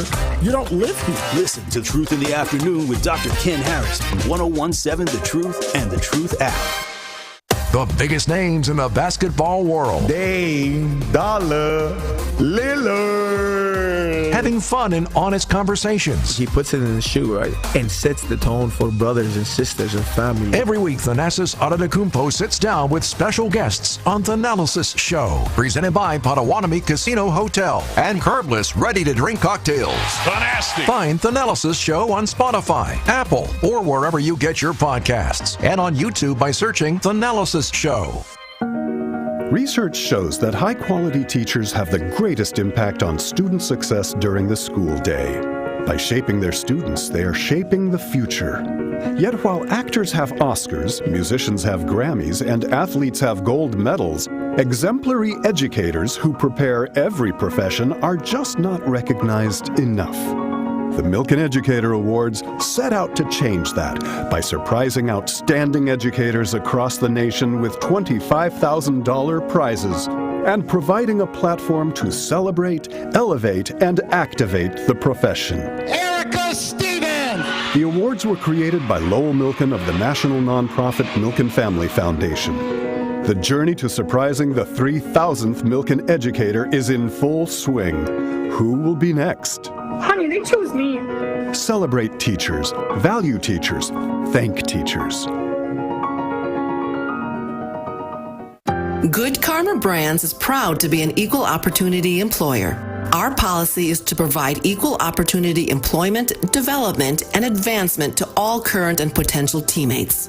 If you are an organization that maintains a job bank, provides employment information, or gives job referrals, you may request to be placed on the station's mailing list for future career opportunities. To learn more about careers at Good Karma Brands, please email careers@goodkarmabrands.com. Attention Milwaukee County residents. Are you prepared for the unexpected? From sudden storms to unforeseen emergencies, readiness is key. Take charge of your safety with a family emergency plan and an essential emergency kit. Stay informed and connected during emergencies. For tips and resources, visit us online or contact the Milwaukee County Office of Emergency Management.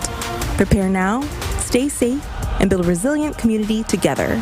Because readiness starts with you. Milwaukee's Black Talk lives here. You are listening to 101.7 FM, 1510 AM WGKB Waukesha and W269DL Milwaukee, a locally owned Good Karma brand station. This is The Truth with Sherwin Hughes on 101.7 The Truth, The Truth app, and 1017thetruth.com.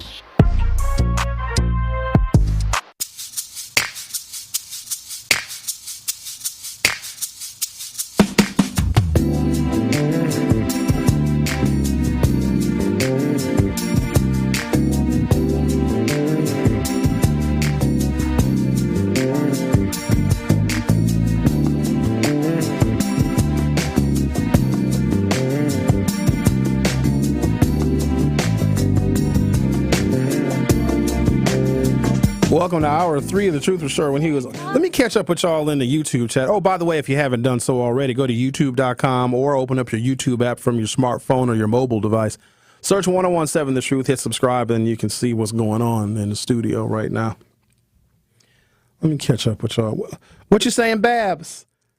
There is something wrong with our media who did not criticize the reasons why Clinton said Trump and his supporters as deplorables, but Clinton saying they are deplorables is what gets criticized. She wasn't talking about Trump. She was talking about Trump supporters. Here's what she said specifically. They're a basket of deplorables. And you know what that was? That was her firing back at them, because I don't know if y'all remember, Hillary Clinton was just getting bludgeoned by everybody. Y'all hated Hillary Clinton. In fact, people in Wisconsin hated her just enough to where Donald Trump won this state. So she didn't do herself any favors by saying it, but this is what I have learned. Elected officials and people that are campaigning for public office, regardless of what party you're a part of, people will say really horrible, horrible things about you. I mean, they'll threaten your life. That's how we perceive our politics nowadays. If somebody is a member of the opposite party, there are a number of death threats. Hell, somebody tried to kill Trump.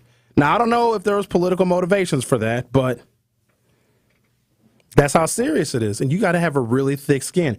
And most people don't. Most regular folks who I think would be wonderful elected officials because they could legislate from a perspective that most career politicians don't have. If you've actually lived a real life and you've struggled and you've started a business and you failed and you went back to work at a job you didn't like and you went back to school and you had to work your way through school, you had a bunch of really horrible jobs and you had to pay your rent and your mortgage and support your family, like those kinds of people make excellent representatives because they know what regular old folks are going through. Tim Walz is the first vice presidential nominee that hasn't gone to law school, I think, in this country's history. So just the fact that he took a less traditional track, was a member of the Army National Guard, was a lieutenant commander. He had a very high rank. In fact, he was the highest ranking, when he was in Congress, he was the highest ranking military official that has ever served in Congress. And he was a teacher and a football coach. Now, he also ran for governor and was a member of the House for 6 years. But that's what makes people like a little more like folksy. You know what I mean? When you've actually done things where you work with regular old folks. I think a lot of people in our community, because when I meet people, I can tell, especially those of you that are really passionate about policy and passionate about what you see. And you're very vocal and very critical of things that are missing from our everyday lives. You guys would be excellent elected officials. The problem is, the people that would make good elected officials don't know very much about campaigning. That is why I really got to do this campaign training school. I just recently found out how much it's going to cost, so I'll get back to you guys on that. It's not going to be cheap. But the other reason why some of our community members who I know would be wonderful elected officials, especially at the local level, is y'all don't have thick enough skins. You'll get hate mail. No matter how hard you work, especially if you're an alder person, because aldermanic districts are 50, they're like between 47 and 57,000 people. And some aldermanic seats can be won by less than 2,000 votes. Figure that one out. So you've got a district of between 47 and 57,000 people. The overwhelming majority of people in that district that you serve and that you represent, that you have to treat fairly if you're their alderperson, absolutely did not vote for you. And they probably hate you because they think you're not doing anything. That's one of the things that we suffer from. If I asked a person who's got real strong political opinions about Milwaukee, and if I ask them specifically what an alderperson does, they won't be able to tell me, but at the same time, they'll bash that alderperson for not doing anything. Like, how do you bash somebody and you don't know what they're doing? You have no idea how they might be improving your lives every single day. But the hate that they get, and I'm not sympathizing for them, because when you run for office, your calling needs to be so much higher, and you got to be responding to a purpose that's so big, it overshadows the criticisms that you're going to get. I could do a week's worth of radio shows just talking about how terrible our elected officials are, and I would have a whole audience that would be very well tuned in. Because, again, we as black folks expect everyone who gets elected everywhere at any time in any election to do stuff only for us. And quite honestly, I don't even know what that would be that they could do for us, because we'd still find a way to not be happy with it, or it's not enough, or it doesn't go far enough.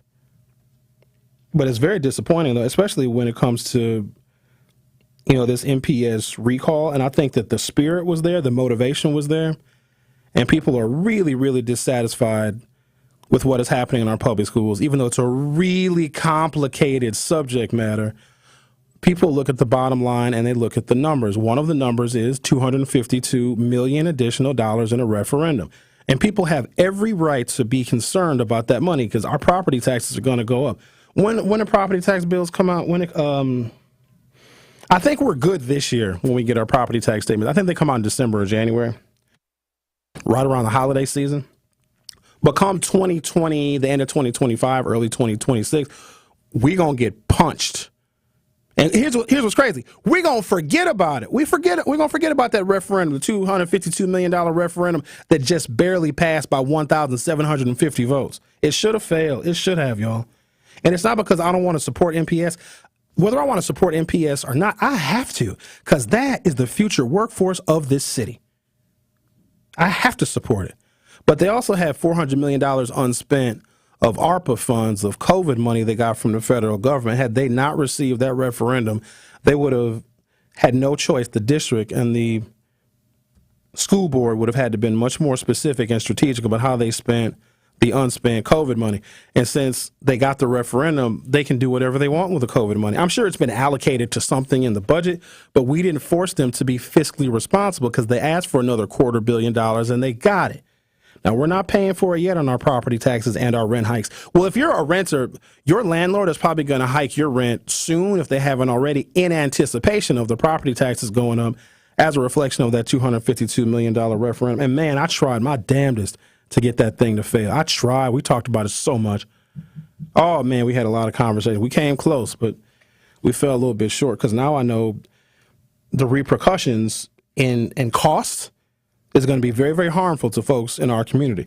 But so when I say people were looking at the numbers, they look at the proficiency, which the numbers of MPS children that are not proficient in reading and math, that tells one story. Some kids will be just fine, but it's unfortunate, right? The amount of money that we are investing in that district, we're just not getting the output that we want, right? And plus they got $87 million in 2020. There was another referendum, some of y'all forgot. In April of 2020, the very start of COVID, the district was like, hey, we need extra money for the babies. And there wasn't any pushback on that. There was a few conservative organizations that were pushing back on that April 2020 referendum. But most of us were like, cool, you need $87 million to invest in MPS because everything is changing because of COVID and some other reasons. Go ahead. First thing they did with that money is they gave themselves raises, the teachers and the administrators, whatever, it's fine. And so they asked for $252 million more, and we're not seeing any measurable change. What really gets me, though, is the disparity in suspension and expulsion rates. Even when children commit the same infraction, black children are way more likely to be suspended and expelled than white children in MPS. And we're funding that, too. And so a group of parents, and I love seeing grassroots stuff because we talk about politics a lot. We complain about it a lot. Most people don't do a damn thing about it.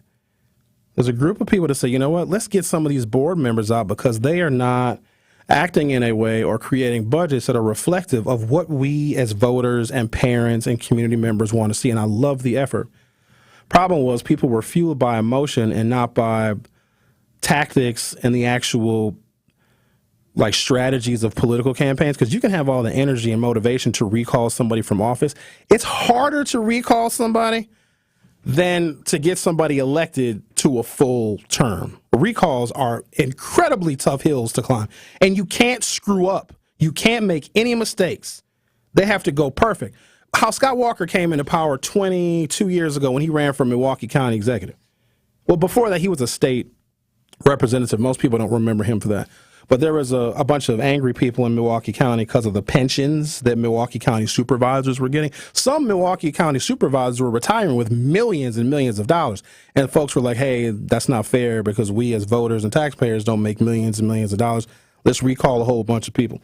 So Scott Walker actually came into power because the county executive, then a guy named Tom Amon, who was getting recalled, he decided not to run for re-election. So Scott Walker kind of took advantage of that recall fervor. But it was really interesting and also ironic because then there was a recall against Scott Walker in 2011, which the election was in 2012 because of Scott Walker and Act 10. And he was able to defeat that recall. And throughout the years, there have been a bunch of attempted recalls. They tried to recall Alderman at the time, Mike McGee Jr., because there were some constituents that were angry with him. And let me tell you what's crazy about Mike Jr., who I've known for a very long time, his whole family. He won an election in jail. Y'all remember that when Mike Jr. got locked up Memorial Day weekend and didn't get out until, like, they bound him over for trial literally all summer. I had never seen anything like it. So while he was in jail, he was recalled. It was either while he was in jail or the election itself is while he was in confinement. He advanced to the general election while he was in jail. And then ultimately, Malele Coggs got elected to that seat. That was in 2008. But even recalling somebody that is in jail is difficult. And that is why this recall effort against these, I think it's 4 board members or 3 board members and also the at-large member of the school board it's going to be really embarrassing, because when you have a group of really concerned people, and these women, it's all women that are involved in the recall effort, which also was wonderful. They're concerned citizens, they're concerned voters, they're concerned parents. And then they have the ability to shock the system by saying, hey, we're going to put a recall effort together, and we're going to remove people from office that aren't doing right by our community.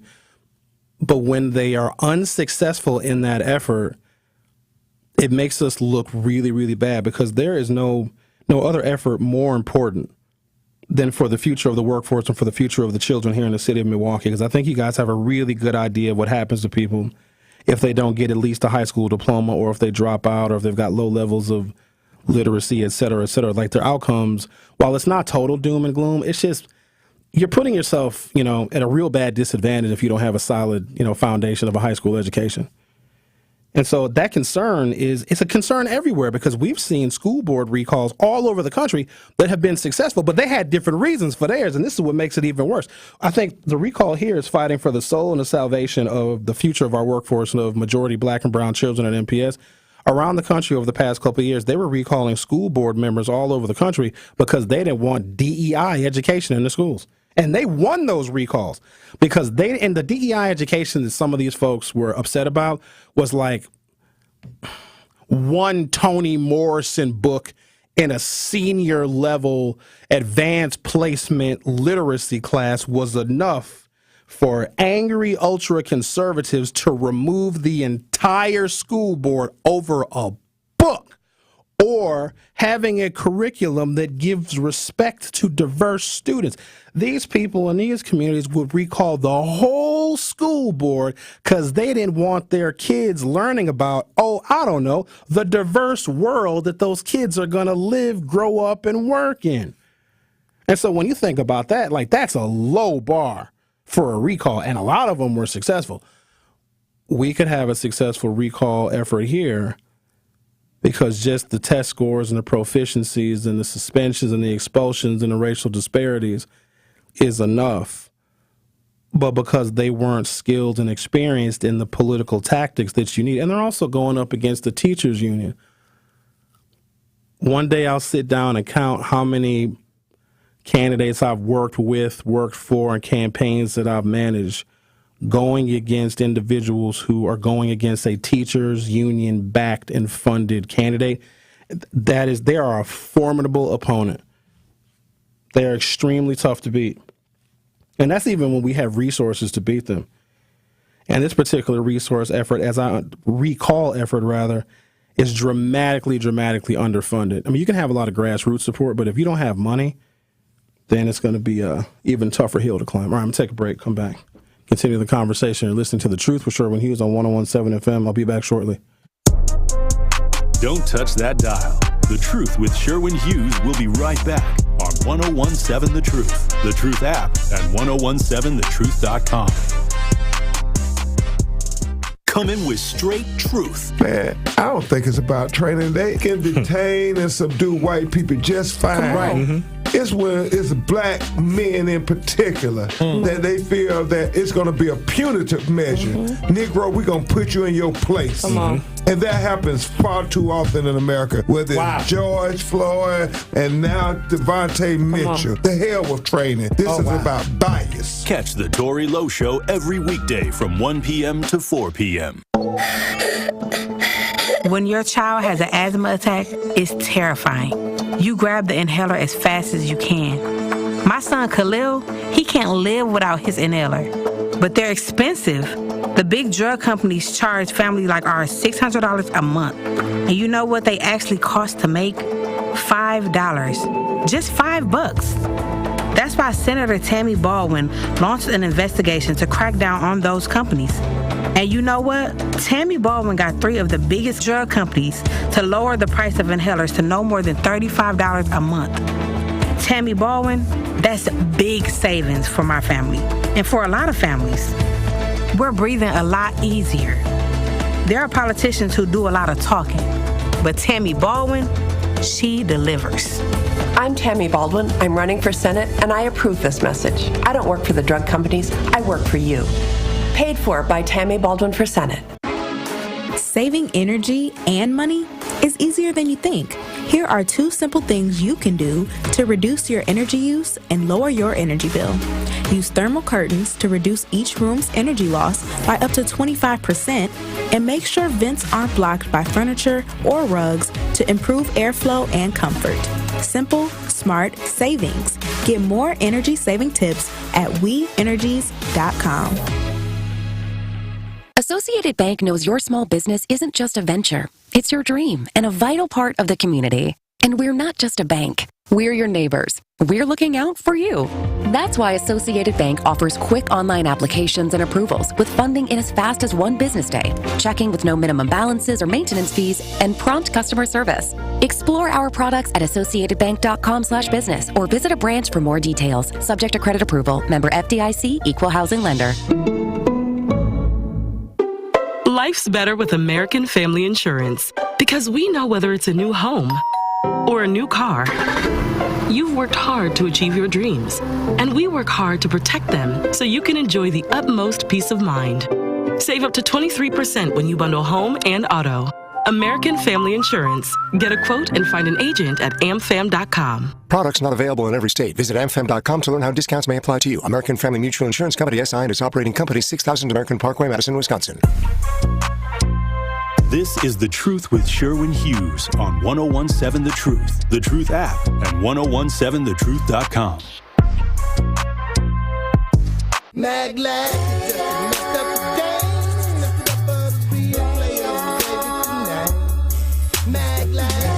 I think I got distracted yesterday because I was going to answer a question that I saw.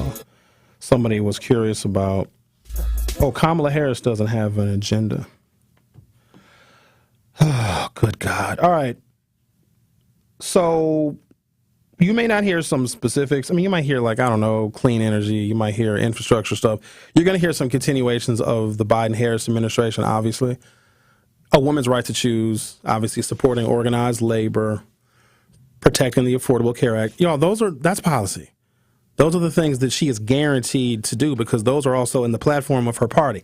When you're in a presidential campaign, it's more platform than it is policy. Let me explain that to you because I need y'all to be more informed than everybody else because all the eyes of the world is focused on Milwaukee voters, and there's going to be a whole bunch of people coming here, and they're going to be interviewing people. I need us to be very educated and understand what the hell is going on because what people do, and I see it every day in the damn comments, if you don't understand something, you demean it and you discredit it and you hate it.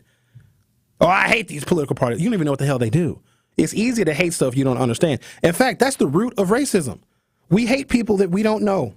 We hate people that we're not familiar with. We hate people whose history we don't know because we just look at little bits and pieces of what we see about these people and we find something to hate. That's all that is. But when it comes to politics, because this impacts all of us, we have to be much more knowledgeable, in my opinion, than everybody else does. Capiche? Capiche. Okay, good. If Kamala Harris says, let me just give an example because black folks want to hear something relative to us. She wants to allocate $20 billion to HUD, to a federal department in which Kamala Harris is going to get to name a secretary. She wants to allocate $20 billion to down payment assistance for African Americans who she and we know have disproportionately low rates of home ownership. And then she can go into all the reasons why that's important because when people own their homes, there's pride that comes with that. It stabilizes neighborhoods and it's a pathway to building wealth. Even if you don't have money in the stock market and a whole bunch of money in the bank, over time, your house, if you buy it at one price and you sell it when your mortgage has matured, when the house is paid off, the house is worth more when you pay it off than when you buy it. It's always been that way, ladies and gentlemen. It always will be. So if black folks don't have wealth, and we really don't have very much of it, home ownership is like more than a double-edged sword. It's like a triple-edged sword. And we are contributing property taxes to our local communities where we have funding for things like youth programming and other things that we want to see. So it gives people a sense of pride and hope when you own a house. It stabilizes neighborhoods because you really care what's going on if that's where you know you're going to live for at least the next 30 years. And it also is a pathway to gaining wealth. Your house is your biggest retirement fund in most cases, okay? And Kamala Harris says because of those reasons, I want to put $20 billion into housing and urban development specifically for African-American homeowners. So a couple of things are going to happen with that. The black people that don't ever want to own houses, and guess what, y'all? A bunch of y'all don't want to own houses. How do I know? Because you tell me.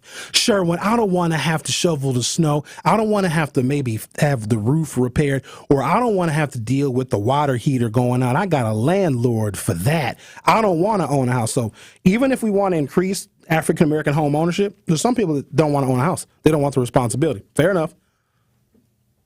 But if Kamala Harris came out with, that's a thoughtful policy.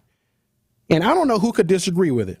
We want to have an allocation of money that's going to help African-Americans stabilize neighborhoods, get on a pathway to building some kind of wealth, and pay property taxes and have a sense of hope and pride because now they own their house. The Republicans will immediately, right now in Congress, make sure that does not happen if she gets elected. So if she talks about a policy, because we want to hear, what's she going to do for black people? If she says it, the Republicans that do not want her to be successful will start working on undoing policy that she's talking about now. So when she does get elected, it'll be a non-starter. Republicans who control the House will start defunding HUD right now. They start defunding HUD to such a stop and roll everything backwards, not move forward. So you can't put all of this blame on her and Tim Walz and the Democrats in the House. There's a whole political party that stops that progress. It's because of the Republicans that people's student loans are not going to be forgiven. And you may have your thoughts and opinions about that.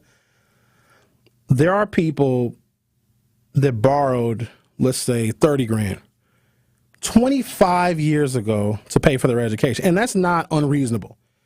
All told, their tuition, room and board, all that, $30,000. It's a hell of a lot more than that now. But I'm going to use that as an example.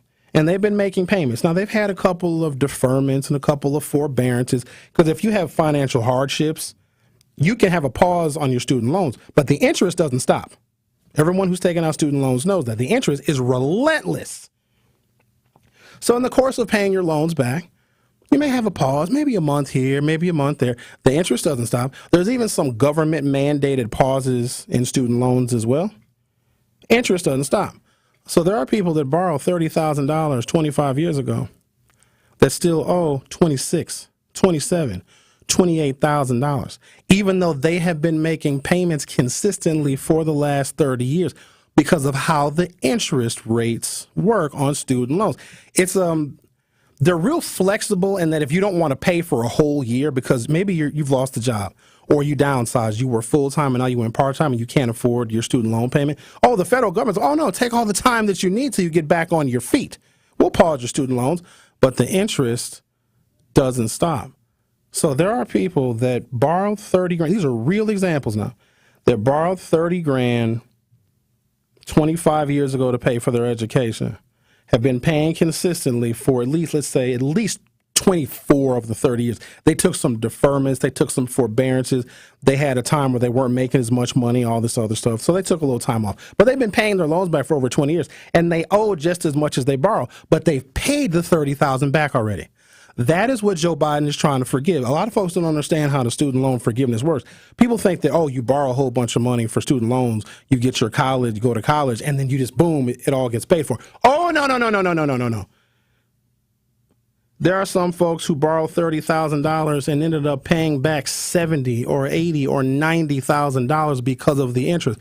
What one of the Biden programs wants to do, and you got to wonder, why in the hell would Republicans be against this? Because it would make Joe Biden and the Democrats look good. That's why. And Republicans have constituents and voters that would love their student loans forgiven too, but they're blocking them too. Because it's not just Democrats that went to college. There's a bunch of, J.D. Vance went to Yale. But I think he had a sugar daddy that paid for that, though. So if you borrowed $30,000 30 years ago, you still owe $25,000. But with interest payments over the years, you've actually paid that $30,000 back. What the Biden administration does is says, we're going to give you credit because all the money that you paid, principal and interest for your student loans, you've already paid the loan off. You're good. We're going to wipe that balance away because you technically already paid it. You know who makes money off of student loan interest? Federal government. That's why you can't discharge it in bankruptcy. I I can buy the 3rd Street Market Hall. How much does 3rd Street Market Hall cost? I don't know, 20, 35, 18, 17 million dollars. Got a bar in here, got a bunch of restaurants in here, you got a Kohl's in here, you got some apartments. I could borrow $30 million, buy the 3rd Street Market Hall. Guess what? Sherwin is the new owner. I just borrowed $30 million. I own the 3rd Street Market Hall. First thing I do is change it to the Martin Luther King Drive, MLK Drive Market Hall. But if I couldn't make it work and it wasn't successful, and I'm unable to pay back my $30 million loan for the 3rd Street Market Hall, I can file for bankruptcy and I walk away. Now, my credit's going to be jacked up for a few years, but I don't owe $30 million anymore. Now, I also can't keep the building, but I can discharge my debt through bankruptcy. Student loans cannot be discharged through bankruptcy. Even if somebody files bankruptcy to discharge all of their other debt, their mortgage, their credit card bills, business loans, debt consolidation loans, all discharge, or you pay them back pennies on the dollar over an extended period of time, your student loan debt doesn't go away. And they continue to charge you interest. In fact, one of the ways in which the United States is wealthy, because they say this is a wealthy country, is because of the gold reserves that we have at Fort Knox. We got billions of dollars worth of gold just chilling. Actually, at a few places around the country, we got a whole bunch of gold. That's a part of the United States wealth. We have the tax revenue, because y'all pay federal taxes. Some of you pay none. That's a part of the United States wealth. As long as you have people working in the United States of America, this country is going to have money. So the gold reserves is one source of the United States wealth. And people say, oh, America's a wealthy country, because we got gold. And we have people in this country that are currently employed that are paying federal taxes. And we have people that want to come to this country to work. They'll be paying federal taxes too, even though, let's clear this one up too, migrants don't qualify for Social Security, but they're paying for our Social Security. So keep that in mind when they're saying, oh, migrants are getting benefits. Nah, not like you think. But the other source of wealth for the United States is student loan interest. They're making money off of its own population that it's telling to get educated, and they are banking tremendously. And they've banked so much that there's enough money to forgive people's student loans, because after a period of time, your loans have been paid back, but your balance hasn't decreased, and the federal government is making money. You got to think about this now. If you got student loans, you're paying your loan, you're paying interest on the loan, you're working, you're paying taxes on your income, so they're getting you both ways. They're getting the interest you're paying on your student loans, that's money in the federal coffers, and they're getting money when you get federal income taxed. So forgiving people's student loans is completely in the purview of the Biden administration, but there's one political party that's stopping it, and they're called Republicans. The Truth with Sherwin Hughes on 101.7 FM. We'll be right back. The Truth with Sherwin Hughes returns after this on 101.7 The Truth app, and 1017thetruth.com. 101.7 The Truth, Sherwin Hughes for Axe Housing. Many times your mortgage will be a lot less than what you're paying for rent. If you work with Axe Housing, you'll average around $800 a month. No matter what barriers you think you are facing, Axe Housing will have a coach on staff that can assist you today. You can get started on a virtual home buying orientation by going to axhousing.org. That is ACTShousing.org. And you can be well on your way to becoming a homeowner. Do not let where you are financially today get in the way of your bright future. Axe coaches are here to help. That's axhousing.org. It's time for Truth Takes, a thought-provoking commentary on the new 101.7 The Truth. Here is Dr. Ken Harris with his truth. An integrated strategy, including infrastructure, community involvement, education, enforcement, and legislative reforms. Yeah, we've kind of heard that before already. It can correct pretty much anything, right? They use it for everything except reckless driving in Milwaukee. I want you to consider this now. Expand the number of police officers in neighborhoods where reckless driving is happening, punish with fines, extended license suspensions, use speed and red light cameras. We need to inform people about the repercussions of reckless driving, and then we need to follow through with punishment. We need to continue to build speed bumps, roundabouts, narrow the lanes to help traffic slow down. And while you're at it, designate some space for bicycles and pedestrians only. We need to encourage the use of mobile apps to report reckless driving since you're on your phone anyway. And finally, promote local and state legislation that successfully combats irresponsible driving. Yeah, we've heard that before, but no. Just enforce the laws we already have on the books. And by combining this, Milwaukee drivers can enjoy a safe environment that lowers reckless driving, all the risks that come with it. Why? Well, this needs to be the Common Council and the city's primary focus. So perhaps next time there won't be that, dead on arrival traffic bill in Milwaukee Common Council or that traffic bill in state legislature. But then if you're driving, you might want to be careful. I mean, the next thing that's dead on arrival could be you. This has been Truth Takes on the new 1017 The Truth. Listen to The Truth in the Afternoon with Dr. Ken Harris, weekdays from 4 p.m. to 6 p.m. The Brewers Sunday Fun Day Bundle is your new way to brunch this summer. Get tickets, food, beverages, and parking for up to 15 people, starting at $62. Get yours at brewers.com/funday. I feel so stuck. The Veterans Crisis Line is here for you. Dial 988, then press 1 to call. Call Gruber Law Offices. One call, that's all. You are listening to The Truth with Sherwin Hughes on 1017 The Truth, The Truth app, and 1017thetruth.com.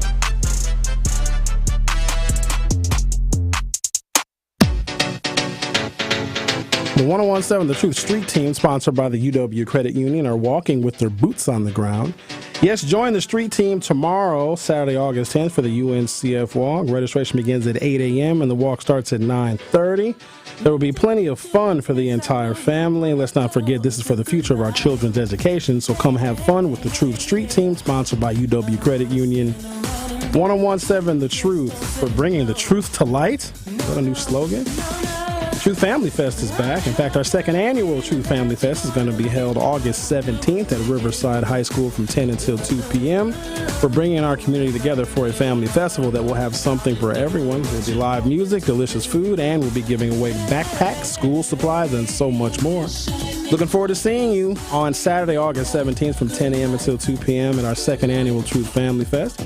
Truth Family Fest is presented by Associated Bank, Your Money Works Here, and sponsored by Milwaukee Public Schools, UW Milwaukee, Gruber Law Offices, Erie Insurance, American Family Insurance, Outreach Community Health Centers, Greater Milwaukee Urban League, Ascension, Wisconsin, and MATC.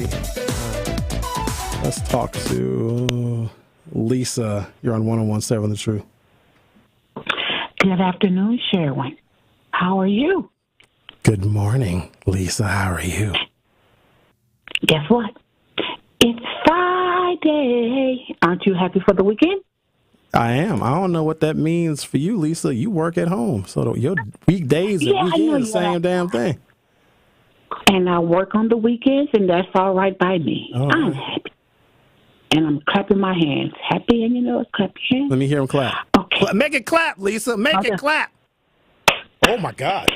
Whoa, that thing clapping. Oh, all right, that's enough clapping now. Don't clap too much. Yeah. All right. Yeah. But I was listening to you. I got the last on it with the student loans because I've been at work since 7 o'clock. So I got it in listening to it the last minute. Guess what? When you're handicapped, see, we get privileges. Guess what? All your student loan is wiped off.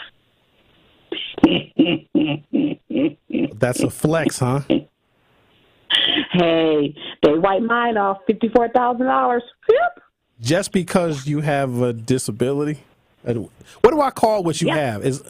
Can I say handicap, or is that not the proper term? Yeah, you can say, look, it's fine by me. It is what it is. Handicapped, disabled, amputee, I'm all the above. Okay. So, yeah. What do you prefer? Yeah, as long as you do. Lisa. Oh, fair enough. All right. Okay. Mm-hmm. I'm just still Lisa, just half leg. That's all. I'm still me. But I'm still happy. But yeah, they can call. They can go online, get the application, get the phone number and everything, fill it out, send it to their doctor. Their doctor have to fill it out, and then send it back to send it to the education department, and they'll forgive your loan. They forgave my $54,000 just like that. Well, congratulations. Was that recently? That was about 2 years ago. And guess what? I can go to school, and guess what? Bloop. It's free, of course. All right. Yep, free. Yeah. So when did you first enroll? I'm assuming you went to undergrad. You got a bachelor's degree? Yeah, remember I told you that we were talking in Paisley Park, and Prince said you should be my manager. I'm like, Prince, So then I said, you know what? Somebody else that close to us, and I said, I should go back to school. So then I went to undergrad, got my bachelor's. And I'm like, Lisa, you just spent $54,000 on something you already know. Why ain't Prince pay for it? International contracts. Why ain't Prince because it's going to be a surprise. Guess what? Look, okay, so, whatever. The last I saw him, we went to the Kingdom Hall, right? We went to the meeting for the Watchtower, for the Easter thing. And, I had to hurry up and go. He was coming, and we hugged and we kissed, and I said, I'll talk to you later, okay, as usual. So I didn't see him no more. After that, because I was going to tell him after that. See, I was so busy doing my thing. It's not like I was under Prince. I still had my life. It's not like I was under his life. So I meant to, get the family together and tell them all that I got a bachelor's. So I'm like, let's rock it. Lisa, pause right there. Hold on a second, Lisa. There's some people that are listening right now that probably think that you're not being honest nor serious when you talk about your relationship with the artist formerly known as Prince. I really don't care. They can believe what they believe. I'm vouching for you because when you first called and said that mess, I was like, ain't no way. Until either I looked something up or you sent us a link, because you sang at Prince's funeral, right? No, I did not sing at Prince's funeral, no. What interview you were at his funeral and they interviewed you. I saw an interview where you didn't sing. Yes, they interviewed, right. Okay. Yeah, I didn't sing, no.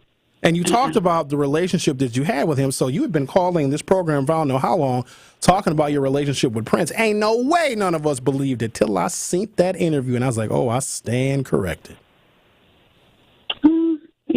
People believe what they believe, but I'm not going to lie to you because if you want proof, I'll give you proof. No, we got proof, Lisa. Is there anything else you'd like to share with the audience? Just audience, I'm going to go back to school for more real estate, because I want to purchase, land, retail. I still got to go through the development part, marketing and development. So that's something I can look into. I'm going to school back for that. You want to be a developer, or you just want to buy some land? I want to be a developer, and then, of course, I want to buy and everything else. Okay. I'm about to go to Africa. I'm about to buy some land in Africa. I'm not playing. I'm going. I love America. Well, I love America right now, but I'm gonna love it even more when I'm going. I'm loving it in Africa. So I'm going to Africa in April to check out some things and go to a party. I was invited. And, we already talked about it. He was like, Lisa, come on now, I'm going to go buy my land. So I said, okay, let me go see what I can do. Lisa, do you have money? Visualize. This is not a personal question. Well, maybe it is. I don't care. Are you rich? How much money you got? No, I'm not rich, and I'm not going to tell you how much money I got. I got enough money to go buy some land in Africa. But I bet African land is cheap. It's there not you go. Expensive. How many acres you buying? You're probably gonna get a whole African country for $90. Well, I'm looking now because right now Africa, I'm looking in Gambia. So right now I'm going to look there. I want to look other places. So right now Gambia is rising up too. Are you going to live there, or are you going to buy the land and then make the Africans pay you rent? No, I'm going to, you know what, I'm going to live, I want to live there, and I think I'm going to live there, and, just visit, have businesses here and stuff here in Milwaukee, in the United States, Milwaukee, wherever, and just live there, live off my money that I'll be getting from here to there. So I just want to go and check it out and look and enjoy the party and everything, enjoy some place where I've never been, and put my foot, the one that I do have, on the dirt of our forefathers and mothers. So that's my goal. That's what I want to do. That's a lovely goal. Yeah. It's beautiful. Finally. Thank we you, all Lisa. should go to Africa. Yes, we should. You want to go? Yeah, okay. I love y'all. Y'all have a good weekend. All right. I said, sure, I'd love to go to Africa, but I want you to pay for it. Okay. Okay, have a good weekend, Savannah. And guess what? Lisa never pays for a man. Okay. You learned something new today, didn't you? I love you guys. Love you, Truth Nation. Have a good weekend. And bye-bye. Okay, that didn't ask her about paying for men. That's a good time to take a little break. The Truth with Sherwin Hughes on 101.7 FM. We'll be right back. More of The Truth with Sherwin Hughes is next on 101.7 The Truth, The Truth app, and 1017thetruth.com. Truth Nation, it's Sherwin Hughes, and I want you to join the Truth team at our free and open to the public second annual Truth Family Fest on Saturday, August 17th from 10 a.m. until 2 p.m. at Riverside University High School. There will be live music, free haircuts for the kids, free backpacks filled with school supplies, and delicious food. We can't wait to see you on Saturday, August 17th from 10 a.m. until 2 p.m. for our second annual Truth Family Fest at Riverside High School. The Truth Family Fest is presented by Associated Bank. Your money works here. What if one day you went to your secret hiding place? You know, that spot that only you know about? And instead of what you came for, you found something a little different. What if instead of your private stash, you found a simple phone number? 1-800-662-HELP. What would you do? Would you stop and give it some thought? Would you make the call? The truth is, all drug use comes with risk. Before those risks become real, before drugs turn your life upside down, before drugs take their toll on you and your family, know that there is help. You can quit. If you or someone you love is struggling with drug use or prescription drug misuse, call 1-800-662-HELP for 24-hour free and confidential information and treatment referral, or go to samhsa.gov/thereishelp. At Ascension, care is more than a word. Care is serving patients, standing with them in their time of need, and showing compassion when they're at their most vulnerable. At Ascension, Care is listening and delivering personalized plans from a team of specialists, providing leading-edge treatments at every step. At Ascension, Care is more than a word. It's a calling. Make your next appointment today by visiting GetAscensionWisconsinCare.com. Join our team. Milwaukee Public Schools will be hosting an in-person recruitment fair at our district office located at 5225 West Village Street. We are hiring teachers, paraprofessionals, children health assistants, building service helpers, and food service assistants. Our recruitment fair will be held on Wednesday, August 14, 2024, from 5 p.m. to 7 p.m. And if you're not able to attend, no worries. Visit our website to apply at mpsmke.com/careers. Hi, Drew and Jonathan Scott here, reminding you that American Family Insurance agents can help build a customized renter's policy so you can protect stuff like this, or this, or even this. Well, case in point. Life's better when you're under American Family's roof. Insure carefully, dream fearlessly. Get a quote and find an agent at amfam.com. Products not available in every state. American Family Mutual Insurance Company SI and its operating company, 6000 American Parkway, Madison, Wisconsin. This is The Truth with Sherwin Hughes on 1017 The Truth, The Truth app, and 1017thetruth.com.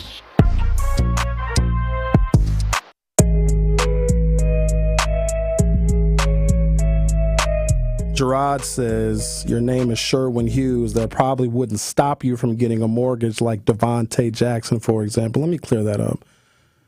You guys have any idea how many lenders, banks, and nonprofit organizations that are throwing mortgages at black folks with names like Devontae Jackson? Do you know how much down payment assistance there is for first-time African-American home buyers? Long gone are the days in which they are discriminating against somebody because of your name. It's easier to get a mortgage now if you are black and a first-time home buyer than probably ever before. It's why I've been working with Axe Housing for 3 years now. They have specific programs and get you, your down payment is basically waived. So no, I don't want folks to think because of your name. Now, why you can't qualify for a mortgage is if you don't have a job, because you got to be able to make your mortgage payment. What will also disqualify you from not getting a mortgage? I mean, I've seen credit scores, like Axe has given people houses for credit scores of 480. And that's a risk, but they have programs where you can qualify for really low credit scores. Now, there are some things, obviously, that will disqualify you, but they are few and far between. Banks love to give mortgages out. Like, banks can't afford to discriminate because the next big untapped market of homeowners in this country is the African American community. Banks make, I don't even want to discuss it because when I think about it, I'll get very angry. I paid X amount of dollars for my house. Now, the way I look at it, my mortgage is way cheaper than what I pay for rent. And I got a dwelling, I have my own house, I got a yard, got a little backyard, got a little garage, right? And I'm paying and have always been paying, especially what rents, I don't even know what rents were in 2004. I think I paid, and I lived on the east side, so I think I paid $605 for a one bedroom, one bath, and a high rise on the east side in 2000. I bought my house in 04. 03 was the last lease I had. I paid $605, and that included underground parking. Heated underground parking, I paid $605 for a one bedroom, one bath apartment.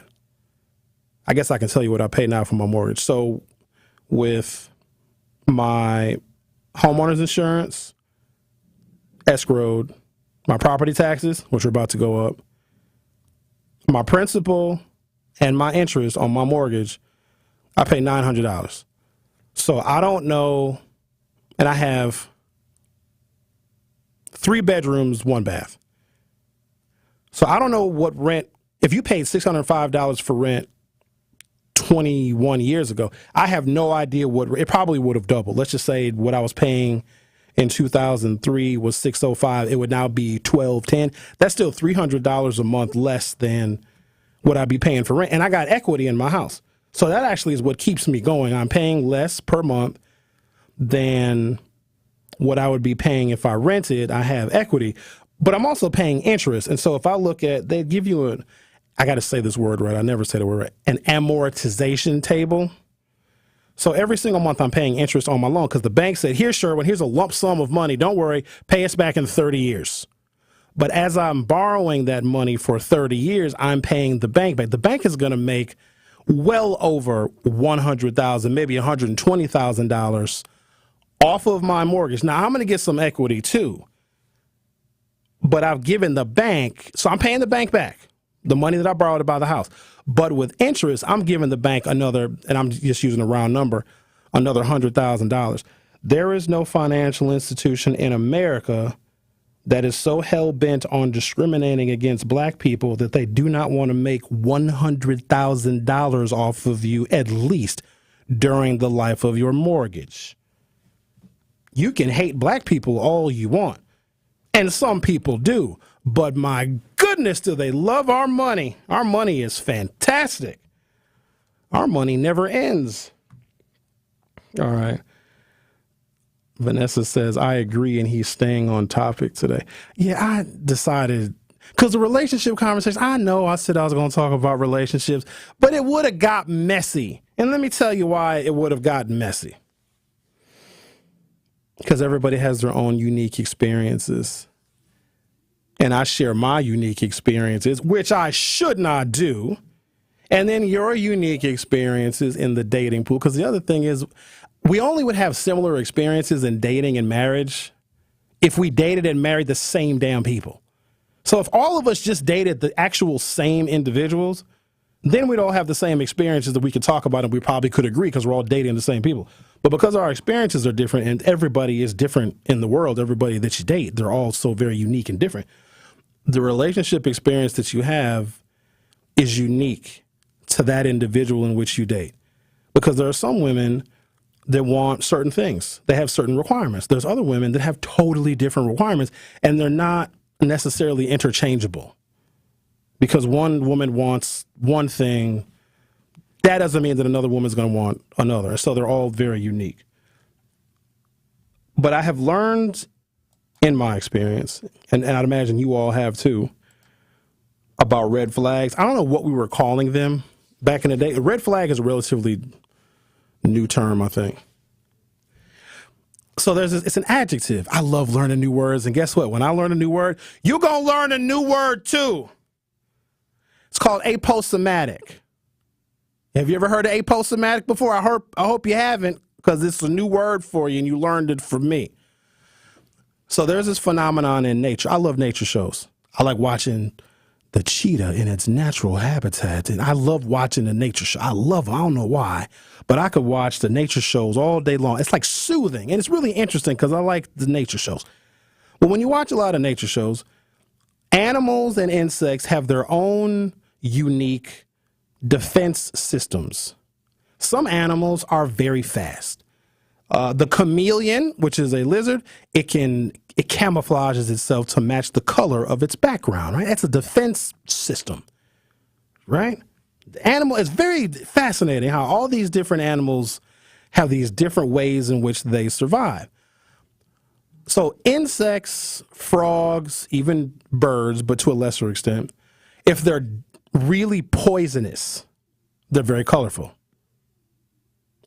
Insects that are deadly and poisonous are really brightly colored, almost symbolizing to the would-be predator, don't eat me, you're going to get sick or you'll be poisoned to death. Now, some of you already know this, some of you do not. Brightly colored insect, like that is their defense mechanism as like a warning sign to predators. That is called aposomatic.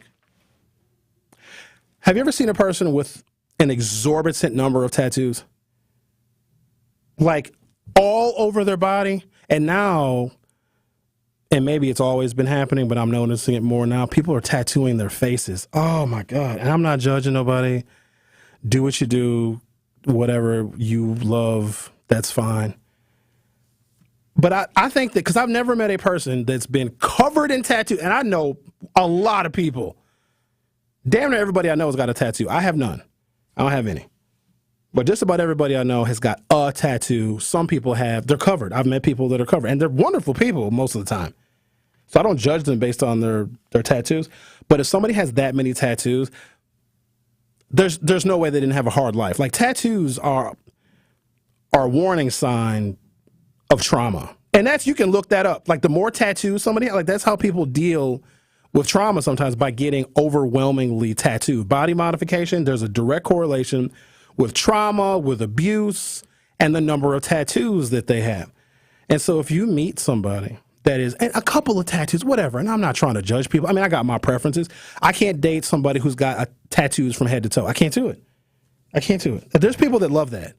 But if their face, their neck, their shoulders, their back, their midriff, their pelvic area, their thighs, their calves, tattoos on their feet. I've seen tattoos on people's wrists, on their hands, on their forearms, on their biceps, on their shoulders.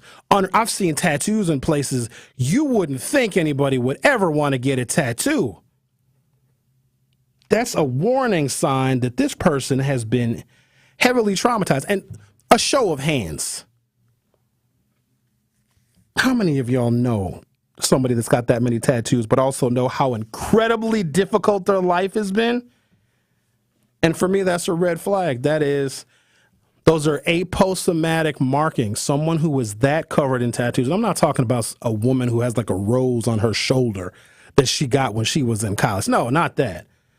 I'm talking about her whole back is covered with a mermaid and her front is covered with an image of a Greek goddess, and she's got tattoos on her hands and on her. I've seen tattoos on people's lips. Not the outside of the lip. The inside, somebody took their bottom lip, they folded it down, and they showed I don't even know what the hell it was, but I can't even imagine the pain. But those are aposomatic markings, just like in nature. An insect that's got brightly colored markings on it is probably poison. A person who's got tattoos from head to toe, well, they're probably poison too. Thank you for listening. Have a great weekend. I'll see you next time. Truth Nation, it's your girl Melanie Ricks, and I want you to join the Truth Team and me